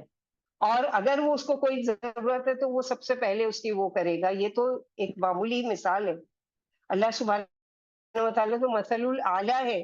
اللہ سے جو کنیکشن کریں گے اور اللہ تعالیٰ جیسی مدد کریں گے، اللہ تعالیٰ کو تو ضروری نہیں کہ صرف اس کی مدد کریں گے جو اللہ کے قریب ہے، نہیں، اللہ تعالیٰ تو کافروں مشرکوں کو بھی کھلا رہے پلا رہے، ان کی بھی مدد کریں، تو مومن کو تو زیادہ کریں گے کیونکہ وہ اللہ کو ماننے والے ہیں اور اللہ کے لیے تکلیفیں اور مشکلیں جھیلیں. تو اللہ تعالیٰ ہم کو ایمان پر ثابت قدم رکھے. اللہم ثبتنا بالقول الثابت فی الحیاۃ الدنیا وفی الآخرہ. اللہم ثبتنا بکلمۃ لا الہ الا انت الموت. اللہم ارزقنا الاخلاص وحسن الختام. اللہ ربی لا اشرک بہ شیئا. اللہم اجعل ہمنا الآخرہ، اللہم اجعل ہمنا الآخرہ، اللہم اجعل ہمنا الآخرہ. اللہ اصل چیز فکر آخرت ہم کو لگا دے. اللہ تعالیٰ ہم کو قبول کرے اور وہاں پر ہم کو کامیاب کرے کہ وہاں کی کامیابی ہمارے لیے ضروری ہے. گرچہ کہ دنیا میں بھی ہم سکسیس ہو، لیکن اصل کامیابی جو ہے وہ آخرت کی کامیابی ہے. ربنا تقبل منا انک انت السمیع العلیم وتب علینا انک انت التواب الرحیم. سبحان ربک رب العزۃ عما یصفون وسلام علی المرسلین والحمد للہ رب العالمین. سبحانک اللہم وبحمدک اشہد ان لا الہ الا انت استغفرک واتوب الیک. السلام علیکم ورحمۃ اللہ وبرکاتہ.